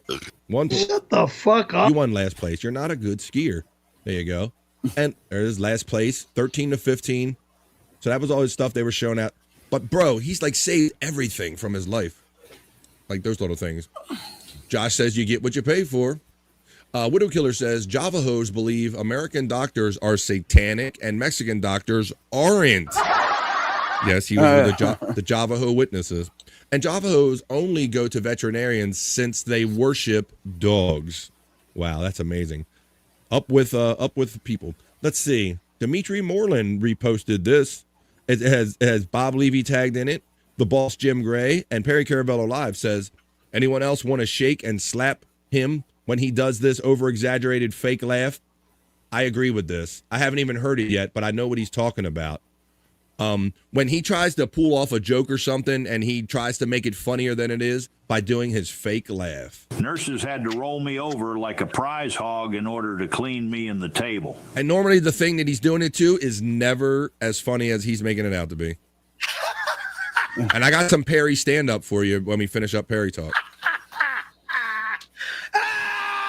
You want to see some stand-up from Perry? I got it.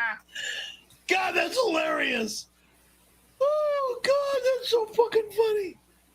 Oh, shit, memories. Oh, my God. Nurses had to Fake fuck. Yeah, whenever he tries to deliver a joke on purpose or laugh on purpose, it never goes over well. It never lands right. Now here, you can watch Perry's vintage stand-up. If you click on that clip right there, I'll show you a little clip of it right now, a clip of it. But I'm also going to remind you that this is today's show. That's noon Pacific, folks. Perry Caravello Live comes on.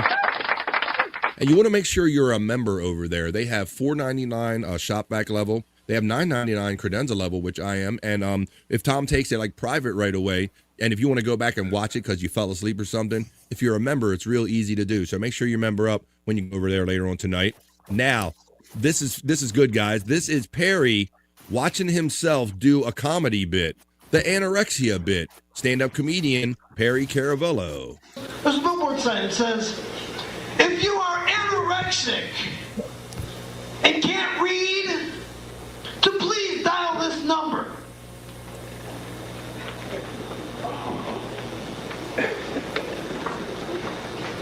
Oh, I get it.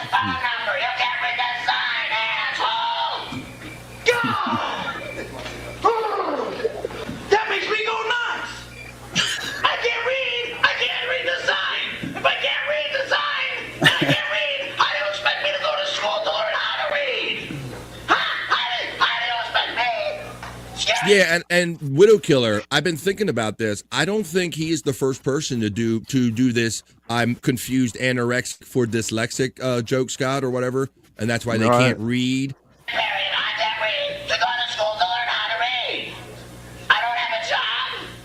He thought the fact that he didn't know the difference between anorexia and, you know.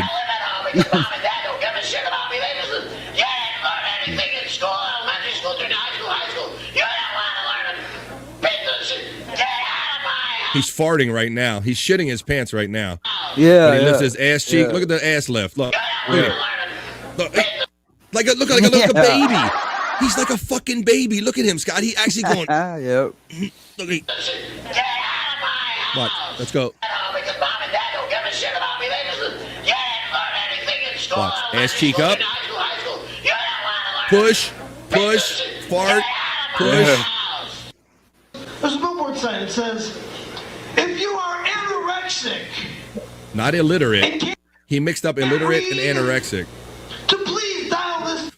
Move where the food is. I thought he got dyslexia mixed up with dyslexia. Yeah, I don't know if I'm saying he did. Dyslexia and anorexia. You're right. It says, if you are anorexic. I like how he's channeling Sam Kinison. Right. Just says, move where the food is. That is a classic Sam Kinison bit. Of the people that hadn't seen that. Yeah, we keep going out in the desert here in the sand. We know it's for 40 years. We keep move where the food is. It's a desert.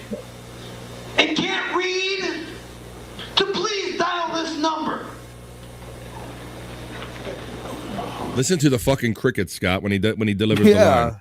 Fucking crickets. Listen, they're like, what? Are anorexic and can't read. To please dial this number. I hear an audible sighing. Yeah.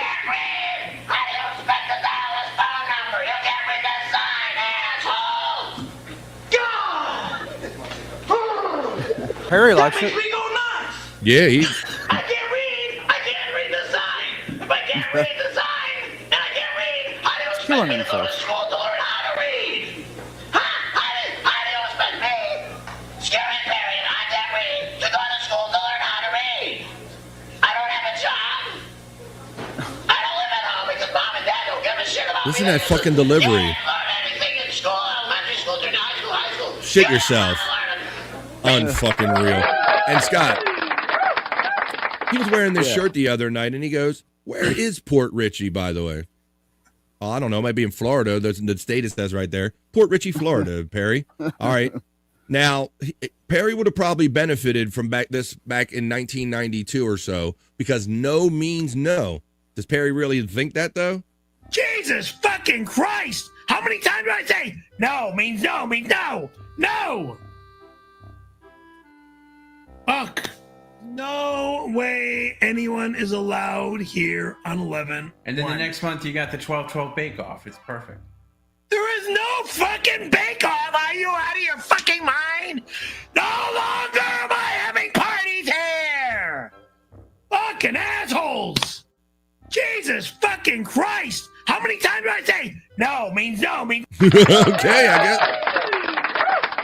If only you knew that in 1992, Perry. All right, well, I think we got all the stuff and all the hoppers I have for Perry stuff today. And I will remind you that he is coming on at the top of the hour, folks. So we're just doing we're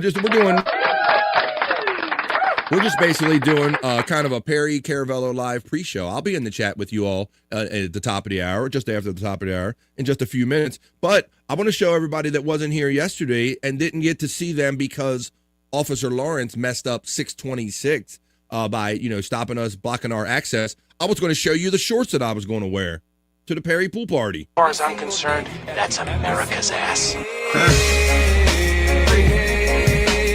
Every single day, every single day,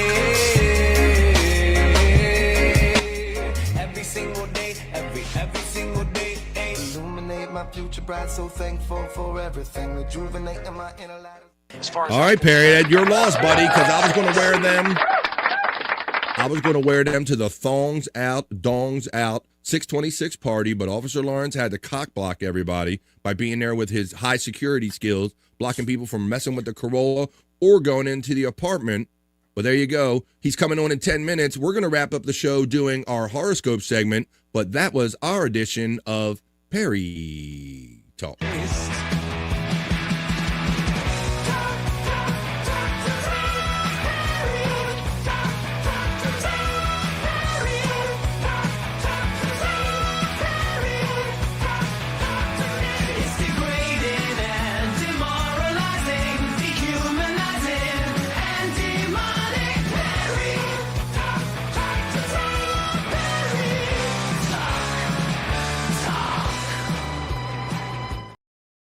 Wrapping up Perry Talk, we just did, and Scott just gave us the Irish goodbye. He dipped out. Thank you, Scott Fitzpatrick and Bobby Nick. Those guys, man, they hang out on so many other shows and different hours of the night, but they always try to make a little time to come by on the vibe on the day side of things. So thank you very much.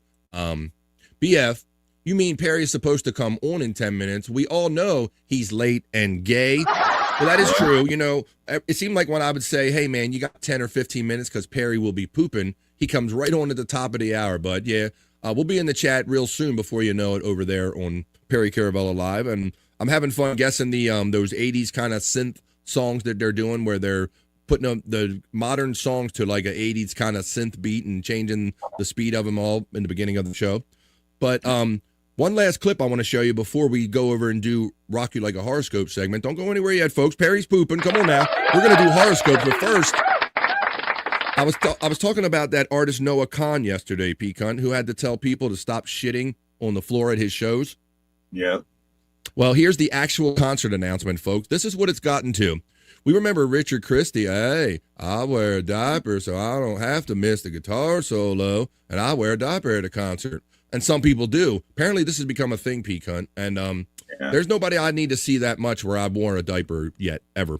I don't think there ever will be. But they're wearing diapers. They're shaking turds out on the floor, apparently, at concerts or leaving shitty diapers behind. Yes, folks, this is a thing. So much so that this new artist, Noah Khan, had to make this following announcement at his concert about defecating at the show. Okay, this is awkward. This is awkward and this is fresh. In more ways than one, you'll find out in a second. When you enter this building, you enter a social contract, right? And one of the big rule number 2, besides don't literally kill each other, is don't on the floor. So, so we're gonna do what some therapy type thing where we all basically repeat after me, okay? And if you think you have to on the floor, then don't repeat. They're gonna have to give a no shit on the floor pledge, P-Cunt. Ready? Hey guys. But please don't do it. Okay. I solemnly swear. I will not my pants. And if I do, I won't take it from my pants and put it on the floor. Okay. Now, hell, I just wanted to get high and look at the fine ladies at concerts back in the day. I didn't think of wearing diapers or shitting on the floor. But let's wrap up this show because Perry will be a couple minutes late because we know he has to take that pre-show poop, folks. All the Perry heads do. So don't go over there yet. Matter of fact, I'm going to set up a redirect. Let me show you this real quick. This was Shawn Michaels when he found out about Perry. Look at it. Perry. But no, we got to get into, we have to do Rock You Like a Horoscope segment, folks. So let's wrap up this show with horoscopes. Throw your astrological signs in the chat. It is Wednesday, and on this particular programming, we like to see what the stars have in mind for us at the beginning, the middle, and the end of every week. So throw your astrological signs in the chat. I will go over to my crystal ball and caress my crystal balls ever so gently to bring you the Wednesday edition of Rock You Like a Horoscope. Rock you like a horoscope.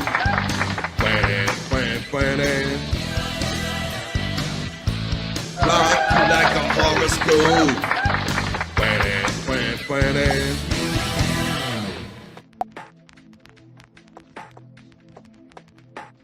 Here I am. Oh, let me change my style. Let me get me in the frame. Here I am, and here's P-Cunt, and we're all here for the Wednesday edition of Rock You Like a Horoscope. So let's see what the stars have in mind for everybody here in the chat today, and then we're going to go over to Perry Caravella Live and hang out with that knucklehead and have fun over there. Catch up with everything, all things Perry. But right now, I'm going to go to the first one I saw.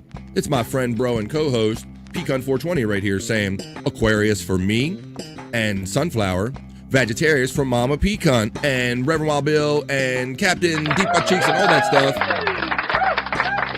Here comes the reading of Aquarius to kick off this segment. It is for you. It is for Sunflower. It is also for Josh in Tennessee and from Tennessee. Here we go. Here comes the Aquarius reading. Aquarius, today's a voluntary take it down a notch in your own best interest. Today's a day to voluntarily take it down a notch in your own best interest. What could feel like a great way to express yourself is likely a serious misread of the room. So tread lightly and quietly today. For all my Aquarius friends, Pecan, Sunflower, Josh from Tennessee.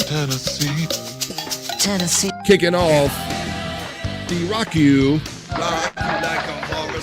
segment.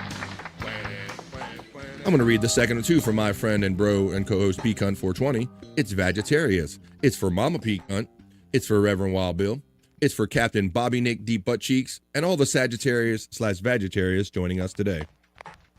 This could be an open mouth, insert foot kind of day, Sagittarius, while giving you full confidence that you are correct. Tread lightly to avoid the oops. Wait to work on a collaboration until next week, maybe Tuesday or after. That trait has gone through the first two we've read. It went through Aquarius, and now it's going through Sagittarius, Vegetarius. Slow your roll. Interesting.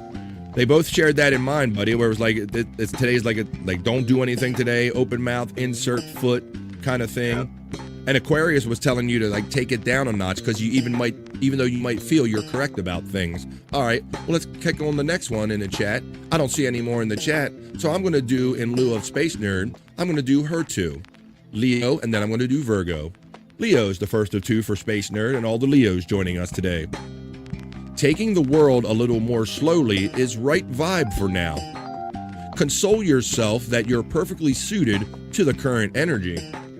For you, not just the next few days or the next few weeks, you are building inner power. That is a reading of Leo for the Space Nerd and all the Leos that join us.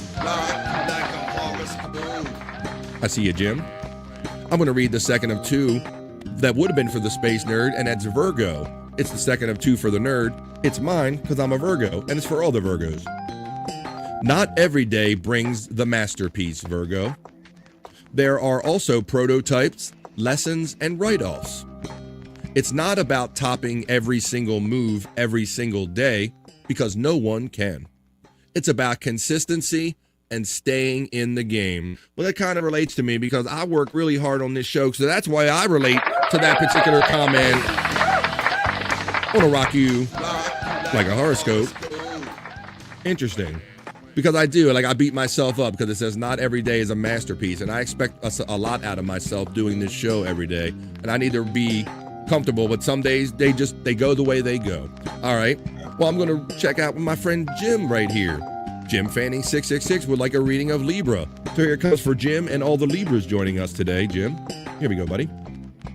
Libra, when what's on the inside naturally moves into visibility on the outside, that's called cool. When it's just an act, it's clear in the energy. Build it, trust it, keep it going. The world will arrive when all is ready. For Jim and all the Libras checking in, there's a reading of Libra. Jerry Lahane is reminding everybody that today is stream show 568. Started out doing this show one day a week out of my just love and curiosity of wanting to do this.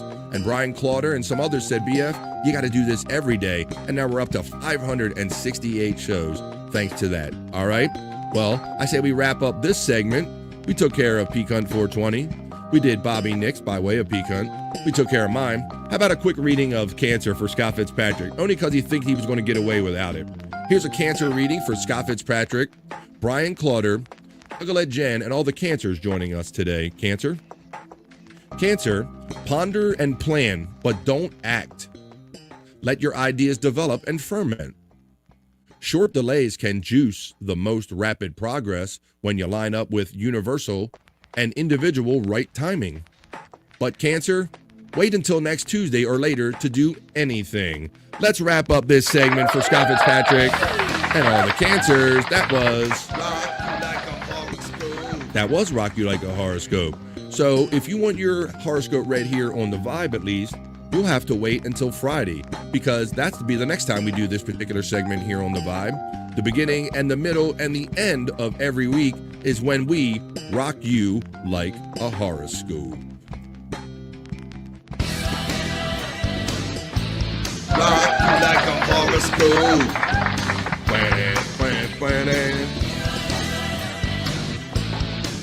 you like a horoscope.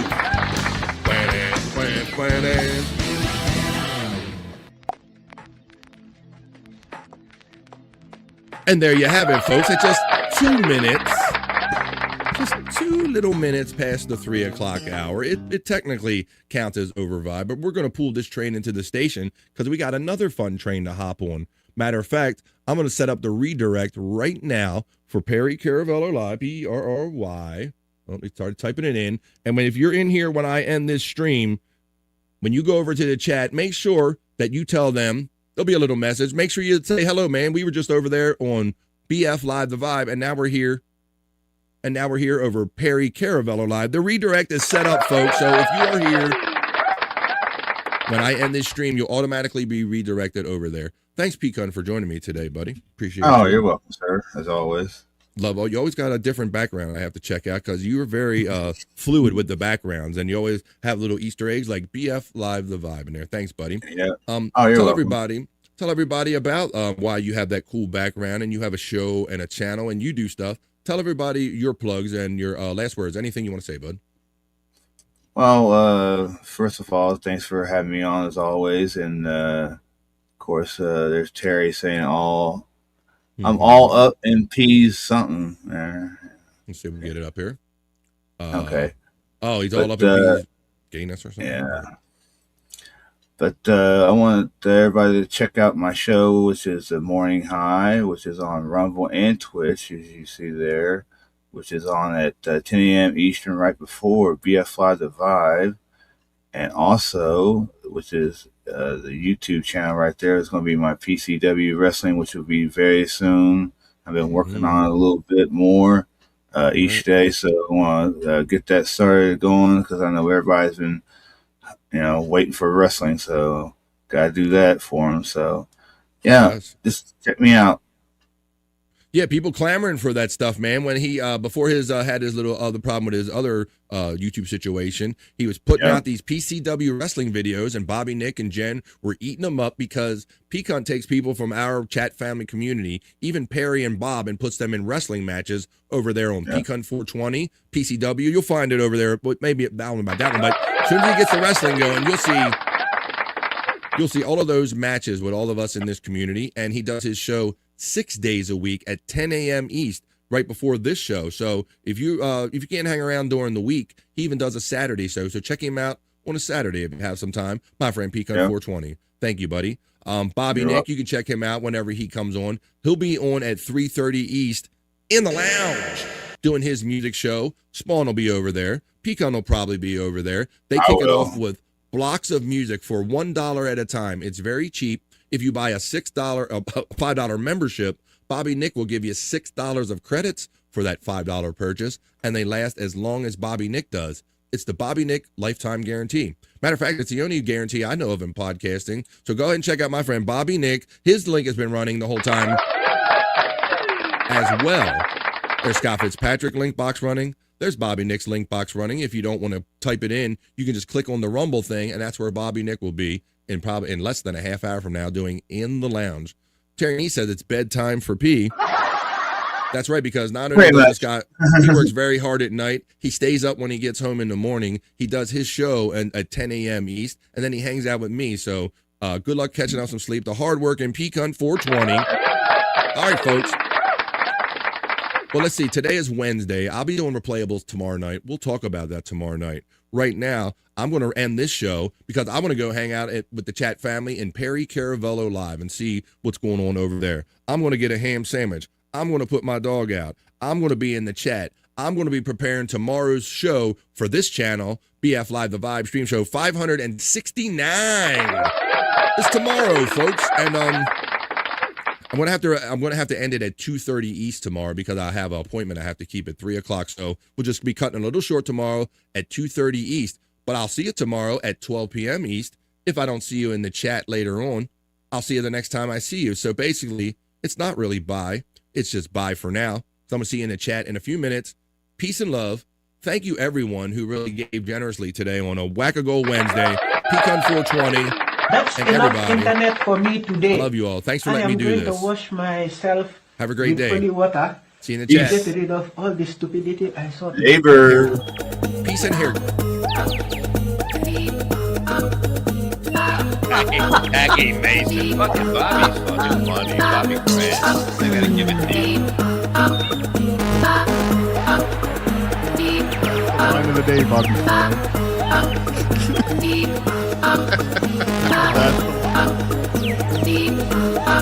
Super creative, super original. There's a show called The Vibe.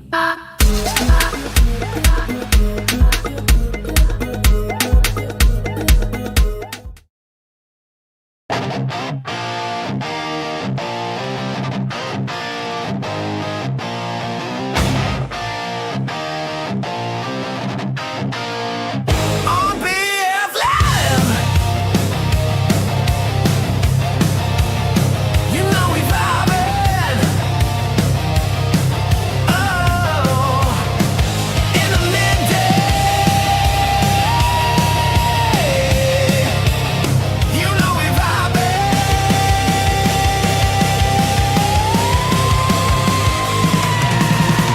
We're the best chat family.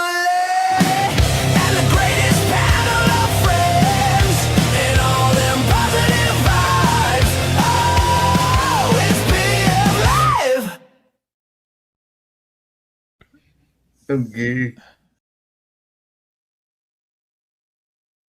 Playing with it. Fucking A!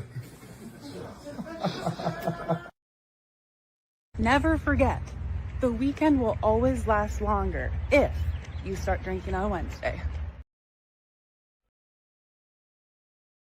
Oh my.